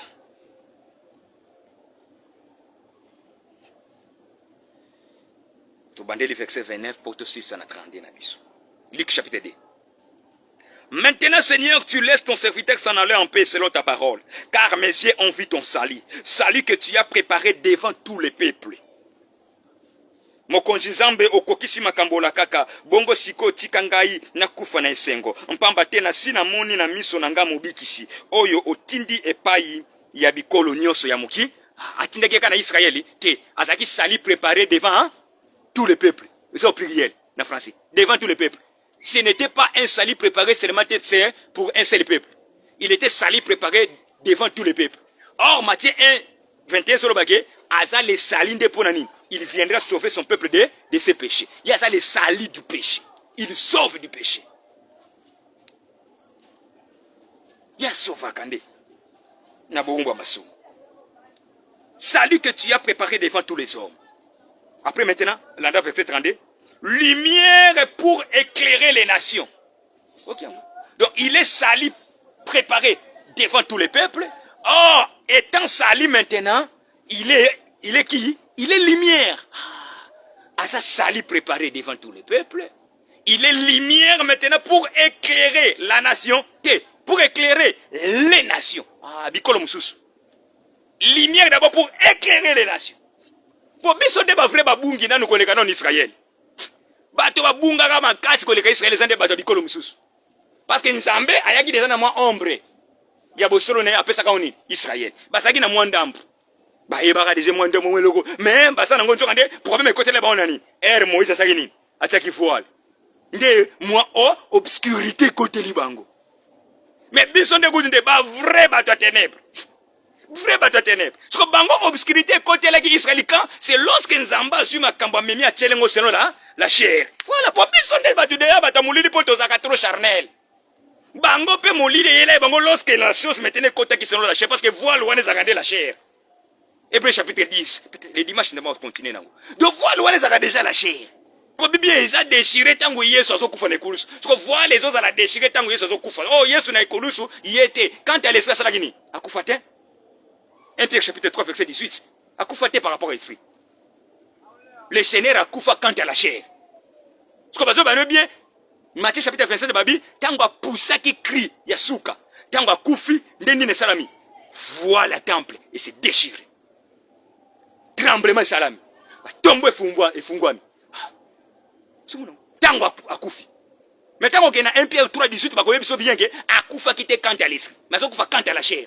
Yope Hébreux 10 c'est à l'Isakango que voile wana ezalakande la chair pour yango nde mutendo ko sala que tu qui ennemi entre biso na Israël. C'était la chair, l'ennemi, ni l'ennemi. Tango nzambe siko ya kili susu atieli bango le kwango par rapport ya kotindela bango ndenga tinda bango mobeko. Ma fani si mobeko na nini? Par rapport ya nini? Et ça que la loi ne dépendait pas de l'esprit. La loi dépendait de la lettre, c'est-à-dire de la chair. Parce que c'est l'esprit qui vivifie. Loi ebane ko dépendre mingi de la chair. Tango nzamba zo ki loi atindeli Israël. Ma pesi bango loi dépend de la chair, yangwana nde obscurité maman ko tseli bango. Donc lumière est longwe. Atinde bango mulili, yangwana de biso zakana mulili yeli bango. Après yosuko muto ayepo apesa bango pour le chapitre 1. La vraie véritable lumière est venue chez les siens, mais les siens ont fait quoi? Ne le pas réussi. Na erwana ta balobaka na baata la bisote baata na Israël c'est les chiens parce que ya na ndenga nzoto ayaki lokola mutu na bisote na ndenga bonzoto ayaki lokola nani muyuda israélite a juif a non juif selon la chair a mutu na bisote na ndenga nzoto a mutu na bisote ko yo poko ko invoquer selon la chair yango sengeli na bisote to mona ka ndenge autrefois non maintenant nous les connaissons plus de cette manière ko la biso sote ke oh lobaka bien lobani loba non de Jésus que de Nazareth to ozana tina nangote. Parce que tango aye pa ina biso ayeli biso la charité parce que yemoko tango koya kotali so très bien Jean 8 azo sa ba juif abi azo sa ba très bien vous mourrez dans vos péchés si vous ne croyez pas ce que je suis. Tiens qui tiens Nazaréen abi non tiens qui abi vous êtes en bas c'est-à-dire vous êtes des Israélites vous êtes des ceci vous êtes des mais moi je suis d'en haut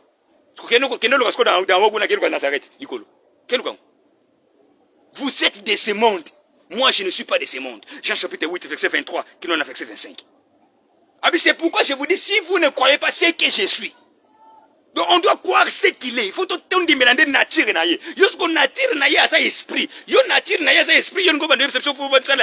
Au nom de Jésus-Christ, Jésus-Christ de Nazareth. Ne faut pas que ça bien. Ça Nazareth. Hein? C'est pour ça qu'on a un problème. Yo ça dit ce que yo. Tant nzamba balusa ke longa tiki Israël pour ba comprendre ete na ndenge esprit ayende ce que pas na biso pour bimisa siko biso na pensée charnelle afin que a former son peuple de l'esprit ce que ko comprendre marche ne so na te ma watro donc fanda wana ce que so kasa ko ba komela ki yo Jésus Christ de Nazareth ba komi mais ba komi la vérité te ba traduire yo place wana ba luka ba tone erreur landela ma komi bien. Maintenant, nous ne le connaissons plus de cette manière. Kala toyeba ki ye na ndenga bomoto. Mais sikawa toyebe su na lolenge wanadi. Parce que sikawa azongi na lolenge neni ya bosolo. Quant à la chair, ayaki te po bikisa biso. Mais biso potobika, il fallait sekwa. Pour zonga ce qu'on a nature ou détruire la chair. On verra ça le dimanche. Comme ça. Donc, quand le Seigneur est venu maintenant nous sauver, nous les gens des autres nations, les salis que le Seigneur a mis la biso, et ça lumière pour nous tenir nous éclairer. Et ça sous ténèbres, et ça lumière. Et ça polé.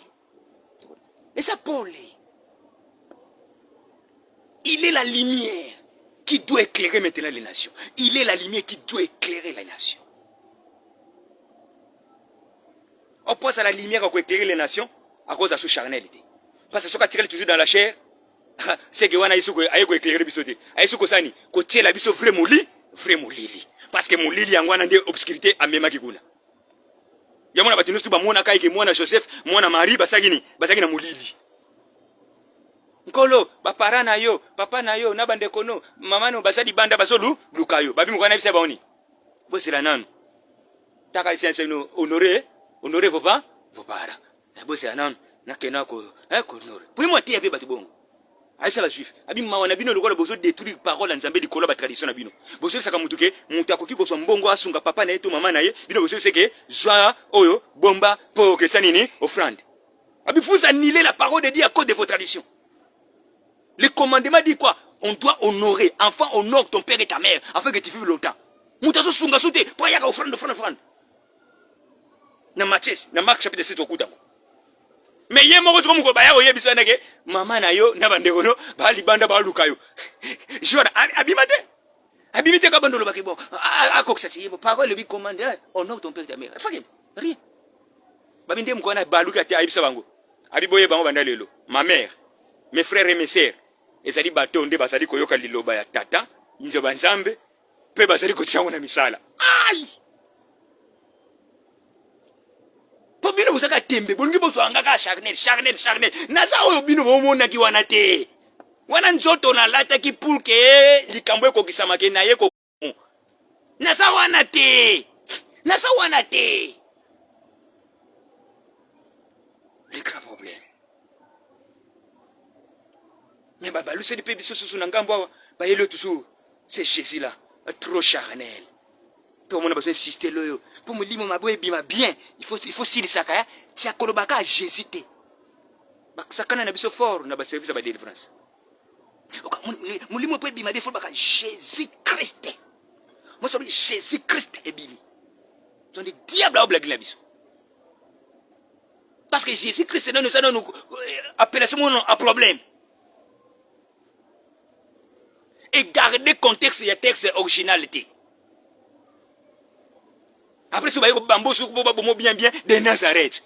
De Moutanga Zobik Saoutak, Azani Mouta Nazareth. N'a pas appartenir à vous. Yamoun Bamsou Tango Bassé Basanaka, j'ai des bandaka, Albatama comme Silica. Oh, mais non! Mais attendez bien qu'on a monnaie comme Jésus de Nazareth. Il y a un peu de temps pour y aller. Il y a pas misali. Il y a un Jésus de Nazareth. Il y a un Jésus de Mandaka. Nous sommes pas comme Jésus d'Italie. Comme nous sommes Jésus de Nazareth. Il y a un semble mutumo boya ngambo. Il y a un moment où tu le batama batama na garimana. Allez tango kene Israël seni. Amoni ke nkola za mutakuna. Nkola nana yebiso kiasa mutakuna. Mutalo bien tango le bien habitango ngonga nanga ko Jean 17. Abi ngonga nanga ce ko père glorifie ton fils afin que le fils te glorifie. Ah glorifie ndeni maintenant ngonga c'est kokaki. Je dois maintenant rentrer là où j'étais. Ah ndona. Mais nous c'est écrit. Et c'est écrit. Abi ngonga ko kisiko azonga bisika zalaki. Suka zalaki bapena ibu mamari. Azaki bapena Nazareth. Ah ndona. Abi dans la maison de mon père. Son père c'est qui? C'est Joseph. Non. Jean 14. Et à 5. Habite dans la maison de mon père, il y a plusieurs de mères. Maintenant, il faut voter parce que c'est avantageux pour Nabino. Il faut que nous préparions les bino une bonne place dans la maison de mon père. Dans la maison de mon père. Il insiste dans la maison de mon père. Il y a plusieurs de mères. Mais je dois aussi préparer aussi. Nabaton papa Pessinga. Oh papa Pessinzela. Babi Kananzela Nanga. Je dois vous préparer une bonne place dans la maison de mon père. Maintenant, laissez-moi. Je dois d'abord m'en aller. Je dois m'en aller. Parce que c'est une place. Lorsque Nakosil ça maintenant Salango. Non, ça nakoya kuzwabino afin que bozala bisiko ngana zali yo le temps ofanda kozela ka Yesu akozobo ke Nazareti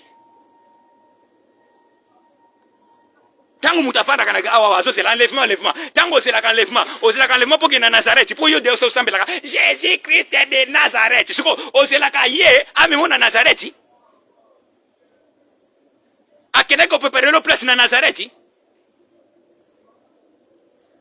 pourquoi que tout ça té qu'on a de la vérité, qu'on a l'éclairité. Comment ça?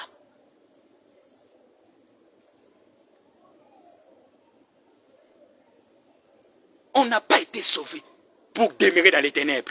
On a été sauvé pour être éclairé par la vraie, la véritable lumière. Cette lumière-là qui donne la vie. Le dimanche, le Seigneur saura comment est-ce qu'il va très bien qu'on nous explique. Les dimanches, le Seigneur continuera à nous expliquer. Par le nom du Seigneur, Topamboli Batutu Balanda Kibisula Musika.